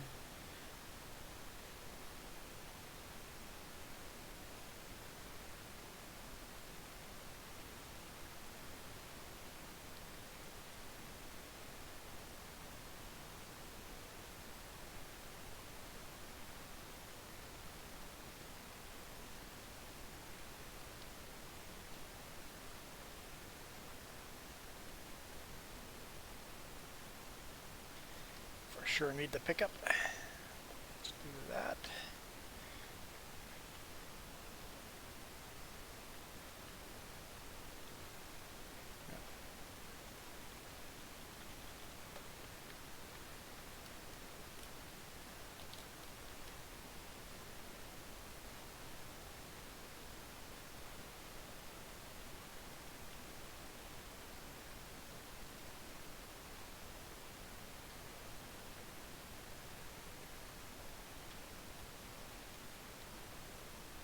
Oh, I might be able to see it here backing up like this. I know in real life this wouldn't work, but I can see the corner. It's a nice square corner.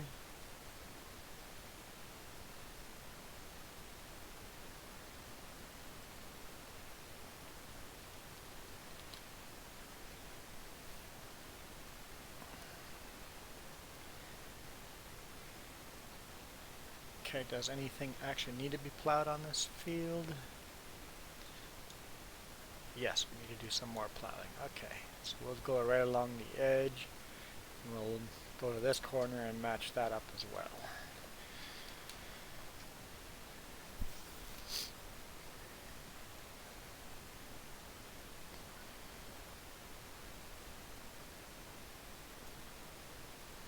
And then this is going to be field 41, 42, and 49 will be one big field with a road running through here, turning over there, but we'll treat it as one big field.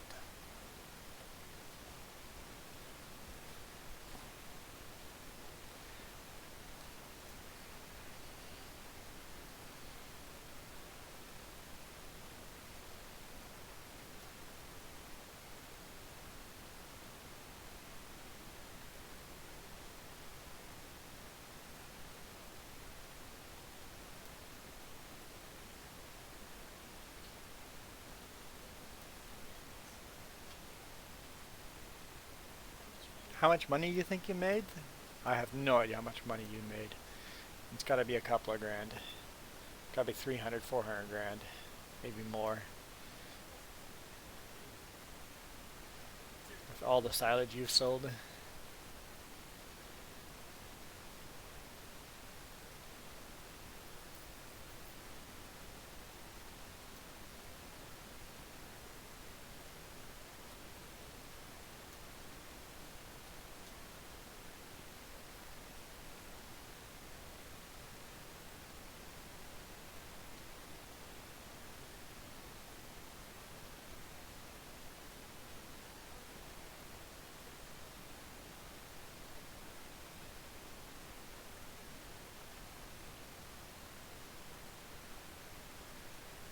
Okay, I don't think we're going to edit this corner at all here.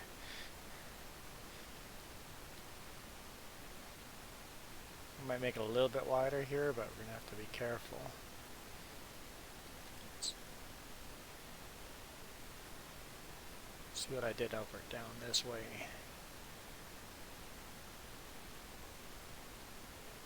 It's getting flatter here, so yeah, that we're going to have to go definitely. Okay, let's change this again.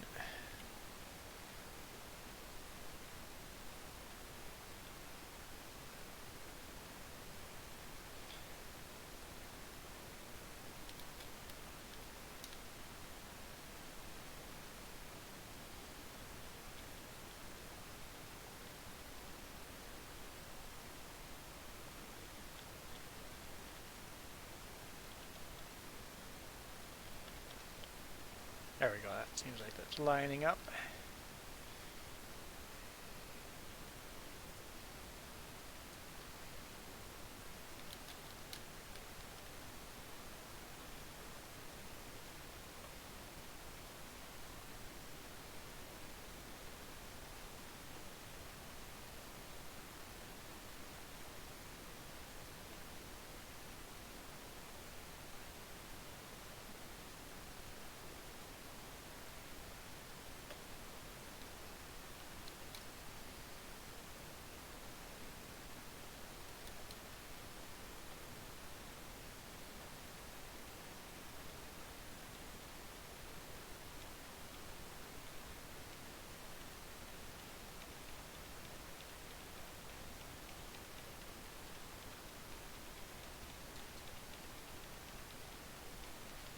Slowly making it narrower and narrower by moving the GPS over,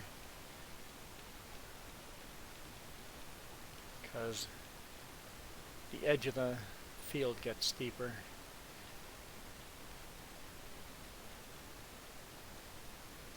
There we go.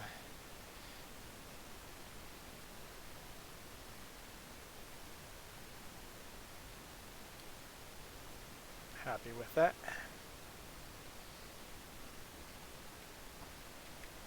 Okay, let's look at the map again.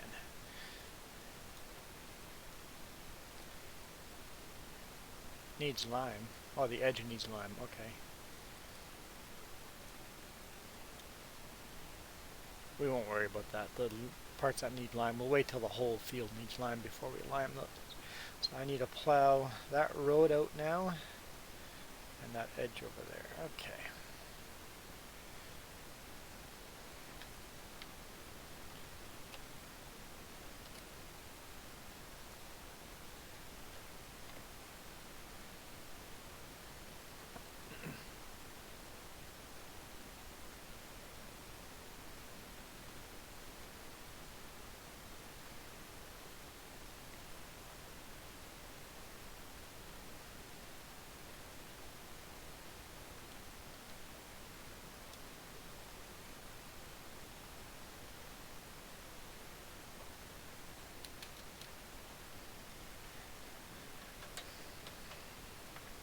Goodbye, road.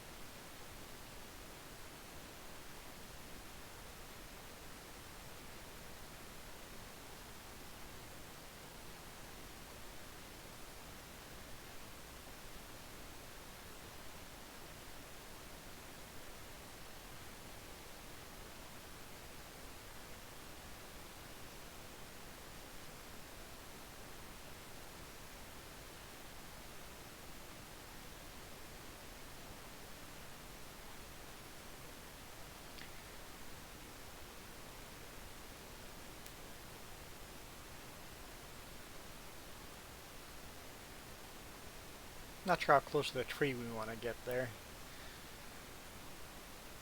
Well, we've been streaming for 2 hours. I think I'm going to call it a day. Thank you guys for the great conversations. I will see you guys next weekend. Or join the trucking videos during the week. Don't forget, there's a Steam giveaway coming. I'm going to be giving away quite a few Steam gift cards, so join me on Steam, become my friend, or else I can't give you a gift card. And type in giveaway, and I'll enter you in the giveaway. I don't think I'll advertise the giveaway.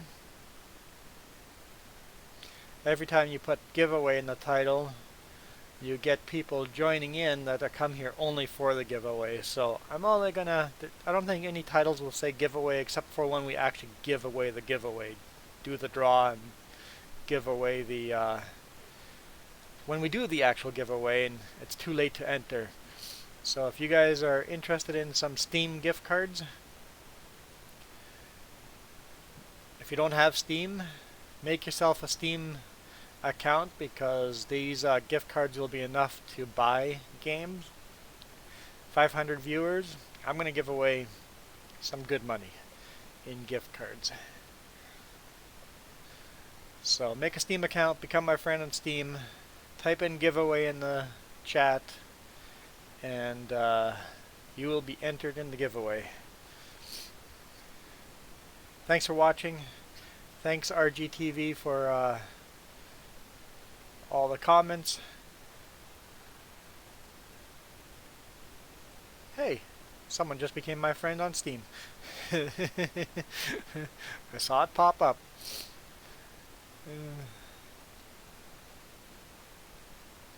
Where do you comment for the giveaway? Right where you did right now. You're the first person on the list.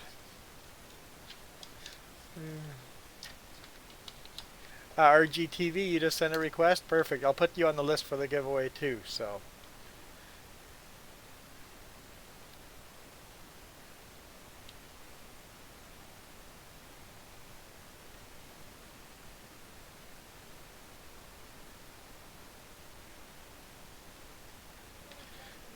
In live chat or in the stream chat, you've already writing your name down.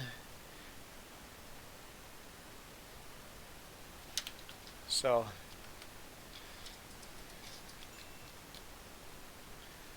you guys are, there's 2 names in the giveaway now. And it'll be a significant amount of money for 500 viewers. So I don't know when that'll be. It might be next weekend for all I know. So I don't know if I'll do the actual giveaway next weekend, but we'll definitely, I want some names on the list, so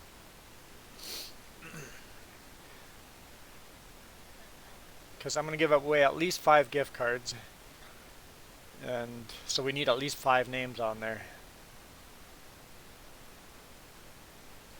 So there we go. There's another one. Okay, there's 3 names, so we got three gift card for sure already. But make sure you become friends on my Steam account because I can't give you a Steam card if you're not on the Steam account.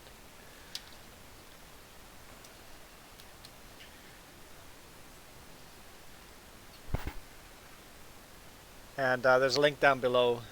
Become my friend, I'll accept. What's that? You made 276 grand from all the silage. Nice. So, yeah. It's 3 names on the giveaway now. I'll see you guys next weekend. I don't know if we'll do the giveaway next weekend or the weekend after. But there will be a giveaway coming soon. As long as I make it home for the weekend from my trucking. You never know, right? I might always be one of those weeks I don't get home, but I stream usually every Saturday and Sunday morning at 9 a.m. What's that? Especially since I'm taking most of Monday off, I got lots of hours. The chance of getting a weekend run next week are higher than normal. But yeah, thanks for watching. If you're watching this after the live stream and you want to be giveaway, just enter the giveaway in any chat. It can be in my trucking videos, my long haul trucking videos. Drop a chat in or drop a comment in there and you'll be entered in as well.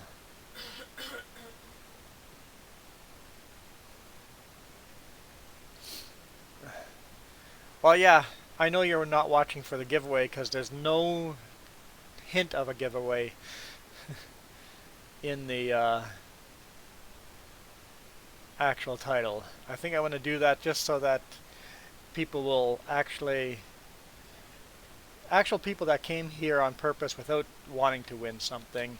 And you guys get the bonus of showing up right when I'm saying I'm going to be doing a giveaway. So, well, the giveaway for sure won't be next week because I'm going to be advertising on my trucking videos, and that's going to be 2 weeks. So it'll be a couple of weeks till the giveaway for sure. So it'll be a little after we get 500 subscribers, but within the month will be a giveaway. Should we just make a date? That way there's no questions. So let's say, let's do the giveaway. Let's do the weekend before Christmas. Always big sales. So we're going to do a big giveaway in a month from now, December 22nd. If I'm not home for some crazy reason, I know I'm on the road, we will do it the very next day that I am home, which would be on Christmas Day. I'm pretty much guaranteed to be home. I don't want to do a giveaway on Christmas Day, but if I'm gone, there we go. There's a date then. Let's make a date. December 22nd is giveaway. That way there's no questions. December 22nd, around 9 a.m. British Columbia time. So what is that, PST now? Or I don't know if it's daylight savings time, whatever. But we'll be doing a giveaway because I'll have 500 subscribers by then. So we're going to do a special 500 subscriber episode then and do a giveaway. Right, I was leaving now, wasn't I? Yeah, I was hanging up. So thank you for watching. Giveaway coming. Hopefully we get a giveaway, some good gift cards. I'll do at least 5 gift cards with significant money on those gift cards. I'm not going to tell you how much, but there'll be money. There'll be money to be won. So thanks again for watching. Really appreciate it. Really appreciate if you guys subscribed as well. We will see you during the week for my trucking videos, or next weekend live again if I'm at home. I always have to say if I'm at home because you never know. I have a hard time saying goodbye. Jess has to hang up for me sometimes. She just says, I'm going to click the button now on the camera in the truck as well. It's like, okay, I'm going now. Goodbye. Going now. Okay, bye. See ya. Bye. Okay, she's poking me now.